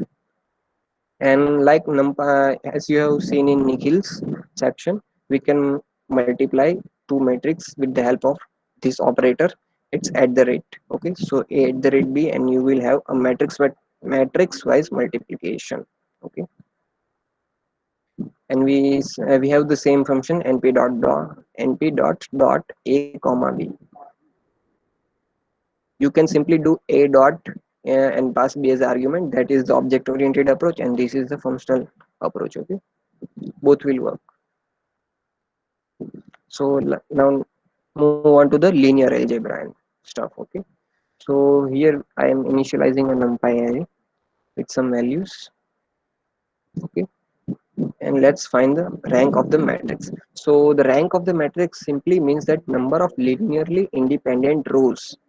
Means these rows this row is not dependent on this, and this row is also not dependent on these two, and this row is also not dependent on this. Okay, so this rank of the matrix simply returns the number of linearly independent rows. So if I changed here to 2, here to here to, so here we have these two rows will be linearly dependent on each other. Okay, so we will only have two linearly independent rows. Okay, and by doing that hopefully we will get 2. Okay, yeah, so we get 2, right? Now also we can find the determinant of the matrix. So the simply we have to write np dot lin l dot date of a. So you will get the determinant, and for this the determinant will be 0. Okay, we can also find the inverse of the matrix. So for finding inverse, we have np dot lin l dot in of a, and it will return the inverse of the matrix. Inverse simply means that if we multiply a with a inverse, it will give us an identity matrix. Okay,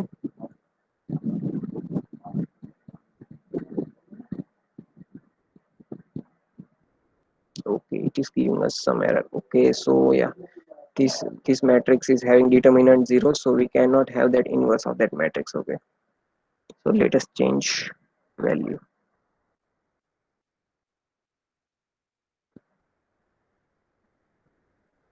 and hopefully we will not get an error. You have learned in maths 3 or 2 that we cannot find the determinant of the matrix, inverse of a matrix with determinant 0. Simply now we can also find the power to the matrix. We can use the function matrix underscore power, and we simply have to pass a matrix as an argument, and the power through which we want our matrix to apply.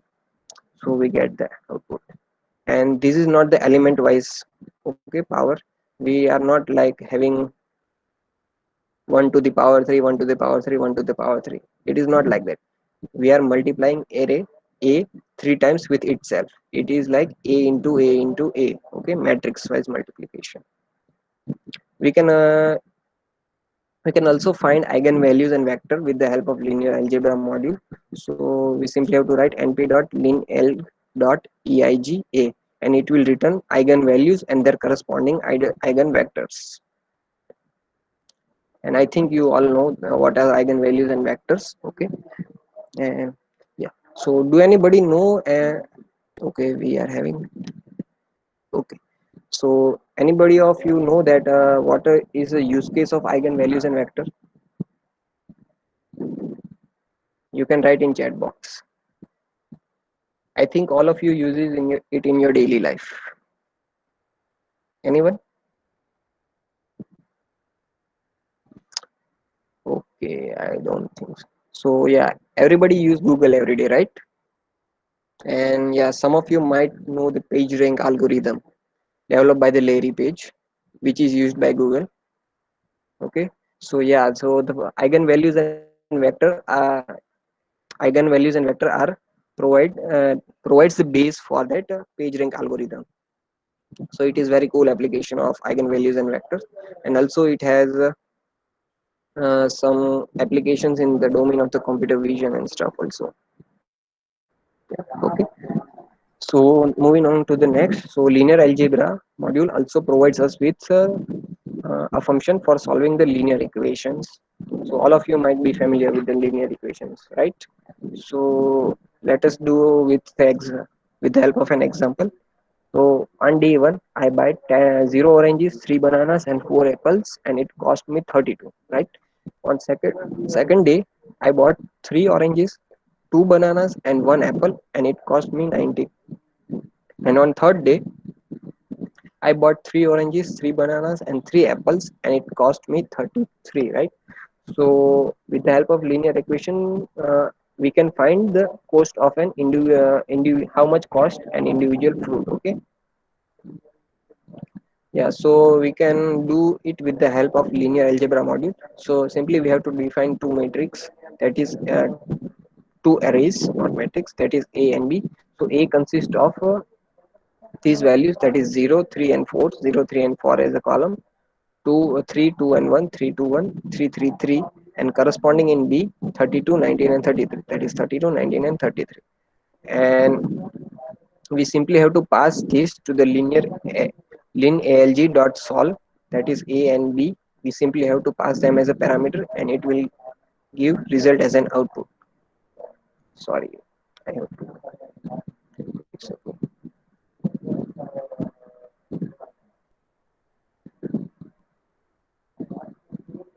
Yes, so oranges cost me 2, bananas cost me 4 rupees, and yeah, apple cost me 5 rupees. Okay, and under the hood, numpy processes these linear equations with the help of the reduced row echelon forms. You might have learned in your maths. Okay, the next module which we are going to explore is the random module. And yeah, numpy provides us with some functions to generate the random data, and which are extremely useful in case of introducing some noise in your model in your data while having uh, building the machine learning models and that on, and also for some testing also. Okay, so yeah, for using the random module, I will be importing random from the numpy. Okay. Now for generating the random integer, we have random.rand int. Okay, so it will generate a random integer. So first I have to pass the lower bound. So lower bound is 5. Then I have to pass an upper bound. So where our values, random values, will lie only between 5 and 7, and know that 7 is exclusive, not inclusive. Okay. Then we have to pass the size or the dimensions of which we want to generate an array. Okay, so it will generate an array of random integers from this lower bound to upper down bound of size these. So 2 comma 4, so 2 rows and 4 columns. Okay, and you can simply pass 7 and size. You don't need to write that. That was just for your sake of understanding, and it will still work. Okay, now what if I want to generate the random floats? Okay, so yeah, numpy also facilitates us with that function. So Do notice that here we for the random floats we will only get output from 0 and 1, in between 0 and 1. Okay, so we simply have to pass the shape or size of dimensions of the array which we want to generate. So yeah, it will give us an array of 5 rows and 3 columns. Okay, and every time it would be a random, not the same one. Yeah, so you can see it's a completely different array, and the array numbers will be from 0 to 1, and they are all floats. Okay, now what if I want to generate, yes, anybody? Yeah. Now what if I want to generate an array but not from the values, in between some range I want to choose values. Okay, choose values from my own custom array, and I want to generate a random array from that. Yeah, so numpy also provides us a function for that. So we have random dot choice, and we have to pass an array from which you want the values in your random array, and you have to simply pass the size of your random array, and it will generate a random array. So all the values in this array are already there in this array. Okay, and next time I execute, you will get a completely different array. Okay, you can also pass the probability of a particular element to occur in your random array. Okay, so yeah, we have 9, 11, 15, and 18, and we pass their corresponding probabilities. P is equal to an array of probabilities. So for 9 we have probability of 20%, for 11 we have probability of 40%, and similarly for each and every. And do do notice that the sum of all these probabilities should be 1. Okay, and then we pass the size of the array, and it will generate an array of that size with these probabilities, with these input elements. Okay, now we can also shuffle the elements present in array randomly. Okay, so here I have an array of array that is 1 2 3 4 5, and if I do random dot shuffle of a, it will shuffle all the elements inside the array randomly. Okay, it will return an array of same size with same elements but in random order. Okay, see, it returns a different array. Similar to shuffle, we have permutation which performs the same operation, but the difference is that the shuffle makes changes to the original array. Okay, so shuffle modifies the a, and permutation just returns a different array as an output. Okay, and not make changes to this original array. It does not make changes to it. Okay, so moving on to next. So yeah, numpy also provides us functions to generate some distributions. So this is an example of a normal or Gaussian distribution. You all might know that. So normal distribution, we have a bell shaped distribution. For generating that type of distribution, we have function that random dot normal normal. We have to pass the mean value and the standard deviation. Mean means that the mean of this distribution. So looking at this bell shaped curve, you already know that mean should be here. Okay, and yes, it is 1. So we have passed 1 as a mean, and standard deviation means the width of this gap. Okay, this is the standard deviation, and the number of elements we want to generate. Okay, so it generates a normal distribution or Gauss. Simply you also have a function for Poisson distribution. Then also we have binomial distribution, which is the discretized version of this. You can explore on your own. Okay, with kind of functions. Okay, now files with the number. Until now, any doubt? Okay, no doubt.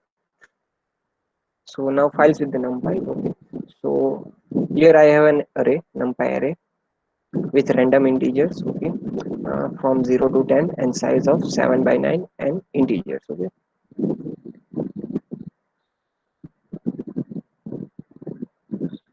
Here we print this. So this is our array. So NumPy provides us with the function to save this array in the text file. Okay.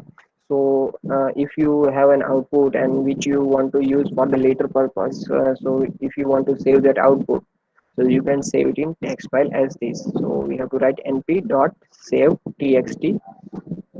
Then into the bracket you have to pass the name of the file, and you have to pass the array which you want to save to that file. Okay. So here after executing, it will save my array to that file. Okay. And if we see that file cat of my array, you can see our array is saved to that file. So yeah, you have noticed that here we have integers and here we have floats. Yes, so it's a numpy inbuilt to save the array in the form of the floats. Okay, so saving and loading arrays from the file will be in the form of floats only, and not an integer and any other data types. Yes. So after saving, if you want to load your array, so we simply have to write np.load txt my array, and it will then load your array of txt file into the b, and you can print b, and we will get the same array, that is 6676. And here is the point, so you can see that it is of the type float. Okay, and you can convert it to type integer or any other type. NumPy provides us with a function with that, and yes, you can have the original array back. Okay, so now let us move on to the speed comparison. So yeah, we have been talking about that NumPy uses the vectorizations, and it is where vector operations are very fast and that all. So okay, so let's see how fast is the vectorized operation. Okay. So let's check for the summation of the elements of an array. So here I'm going to generate an array of random integer from range of 100 to 200. Lower bound is 100 and upper bound is 200, and I am generating a one dimensional array of 1000 integers. Okay, so this array will be having 1000 values. Okay, so after printing we get 1000. Here is the traditional functions that we write with the for loop. We will sum up each and every elements of an array. We will be using it for the comparison. So let's see how much time this for loops takes for summing up 1000 elements. Okay, so you can see it takes around 216 microseconds. Okay, also we have an inbuilt function in Python for summing up elements of an array. So let's look how much time it takes.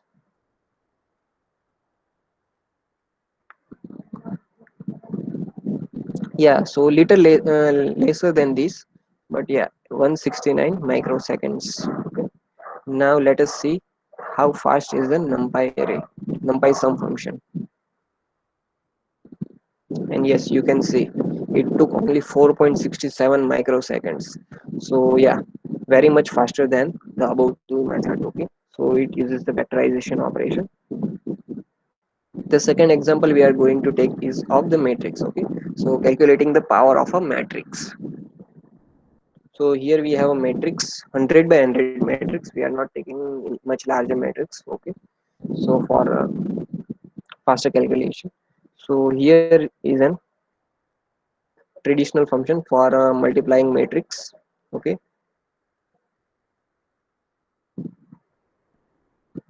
so we will be calculating a to the power.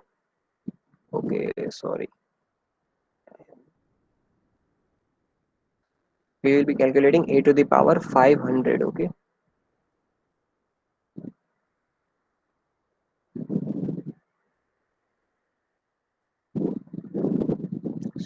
so it took around 550 milliseconds to calculate a to the power 500. Now let us look at it, a to the power 500 for a numpy function.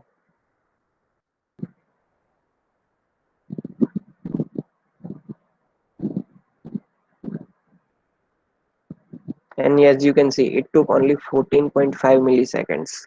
So yeah, quite fast than the traditional one. The next is the matrix multiplication. Okay. So here we have a two numpy array, that is A and B. Both are of 100 by 100 size. Here we have a traditional matrix multiplication function. Here we are fetching row from A and columns from B and multiplying them and then summing up the whole.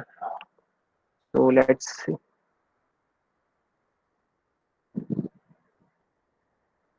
Why it is throwing error.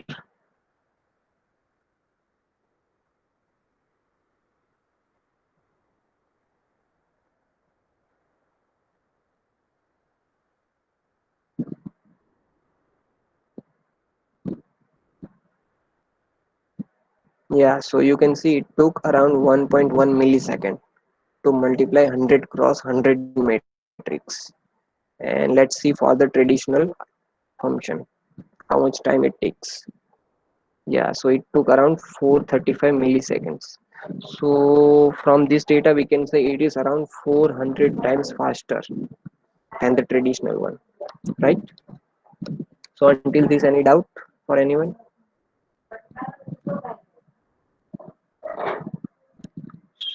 Can we use time it for multiple lines?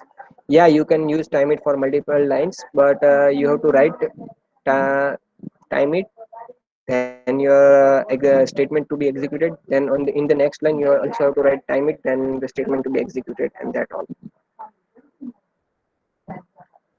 So next, moving on to the images and the numpy. So yeah, as we know that images consist of pixels, and each pixel has been defined with the three values, that is red, green and blue, intensity of the red, green and blue, and can be stored in the form of an array. Okay, so most of the computer vision libraries dealing with the images store that images in the form of numpy array. So here we have fetched downloaded an image. Let's download, and I am using OpenCV. No need to worry about this module. This is just for the demonstration purpose. So I am importing the OpenCV. I am loading that image to a variable, and then I am checking the type of that variable.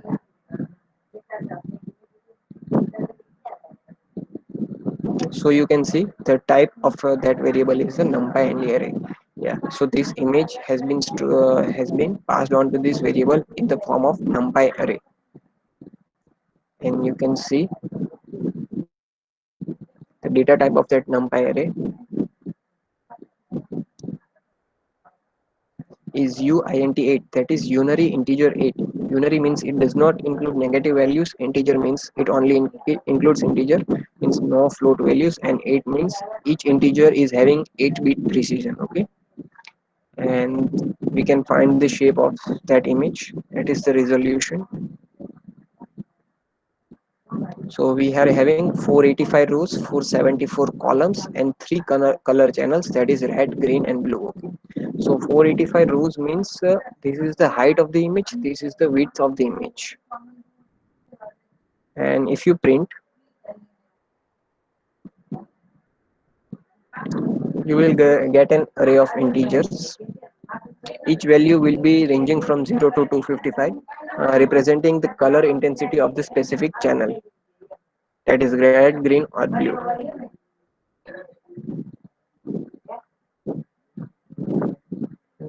And you don't need to worry about this code. This code is just used to display the array as an image, that how that image looks like. So yeah, this image looks like this. Now any of you this image is stored in the form of numpy array, right? So any of you have any idea how can we flip that image horizontally or vertically? You can open your mic. Okay, think in terms of numpy array. What if I want rows in inverse order or columns in inverse order? So do any of you have any idea? Nobody? Okay, no problem. So let's see. So simply we will be passing colon minus 1 means I want all the rows in reverse order, means this first row will be the last row and last row will be the first row, and same for everyone, every rows. I want all the columns and I want all the three color channels. So yeah, it will be flipped vertically and we get an upside down image. So one of the very cool applications of numpy array. And similarly, Hello, hello, sir. yes, yes, Sir, can we get multiple images from one website only? using wget. Yes, sir. No, I don't think so. Okay, thank you.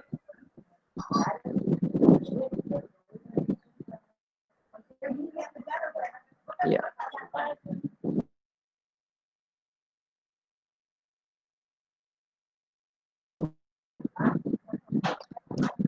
Hello, hello, am I audible? Yes, yes. Yes, you're audible.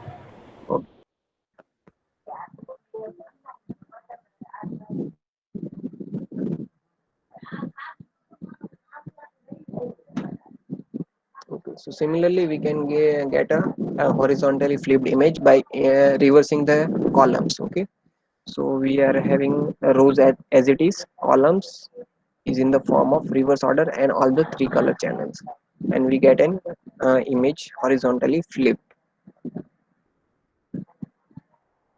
Now you can also flip means rotate the image by 90-degree, right? So we simply have to take the transpose of an array. So it takes rows as columns and columns as row, but we cannot take transpose of a 3D array. So I will be having all rows, all columns, and just the first color channel, right? And doing the transpose of that, and we will be having the image rotated by 90-degree. You can see image is rotated by 90-degree. And you can also have various masking. So for numpy provides us a function for the masking, that is np dot where, and you have to pass an expression that is image greater than 100, means every pixel in the image which is greater than 100, if it is greater than 100 replace it with 255, and if it is not greater than 100 replace it with 0, and it will produce a different mask and image will be displayed in the different format. So yeah, you can create basically with the help of complex query you can create filters also, like this. And another application we can say is reducing the size of the image, or say the resolution of the image. So what I have done here is I have taken every second row and every second column from the image. Okay, so it will reduce the resolution of the image by half. So I don't think you can notice it here, so let me reduce it 5 times, and you will have a pixelated image, right? So yeah, you can reduce the resolutions of the image with the help of numpy array, a very basic one. Okay, and yes, another application is you can crop the parts of the image. So you simply have to pass the row and the column until which you want. So I have from row number 200 to 300 and 200 to 300 column and all the three channels, and I get the cropped image of that original image. Okay, so yeah, that is it for today, guys. This is not the end of the numpy. There is a lot more to explore, but with the help of this session you are now ready to have the numpy as an implementation in your application or what you are doing. Okay, so yeah, Parth, do you want to conclude anything?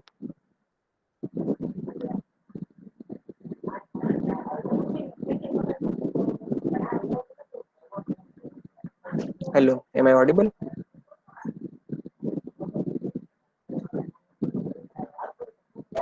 Yes, just a second. Yes. Don't worry if you didn't get any of the part of some parts of this. We have already shared these notebooks. So yeah, you can take a look at them. You can simply download the notebooks and simply upload it here. So yeah, you can upload it here and you will have the same notebooks and you can execute and play around with the cells.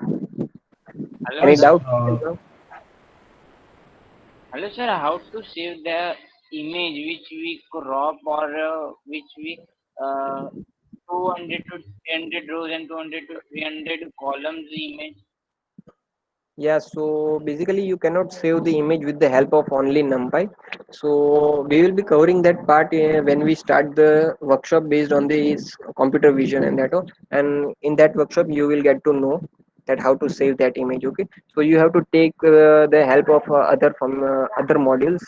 In Python for basically saving image, we have module name PIL, that is Python Image Library. With the help of that, you can save this array. Thank you. So we just wanted to show you how NumPy is also used to manipulate images. Yeah, you can perform all the basic tasks that you do in daily life, that is rotating, flipping and cropping and applying filters. So any doubt, anybody else? And Okay, so I guess don't that's all for everyone. So do you have any doubts for our speakers? Okay, so I have again dropped the DSC Scat website link on the chat box. So if anyone has any doubt, then all the details of DSC Scat handles with YouTube or email has been dropped over here. So if you have any doubt, then you can reach us out over there, and we will be uploading this video on YouTube. So you will also be able to see the video on YouTube. So do follow us on, do subscribe us on YouTube, and follow us on our DSC page, so that you can gain each and every updates that we bring on for the new sessions. And for the next session, we will be having pandas, and just as we completed NumPy over here, so the next step will be to see how data frames can be dealt with, and that can be dealt with using pandas. So in the next workshop, we will be covering pandas. So stay tuned till then. And if you have any doubt, you can reach us out on the mail that is given on the website. So thank you, everyone. With this, we will be taking your leave and see you next time.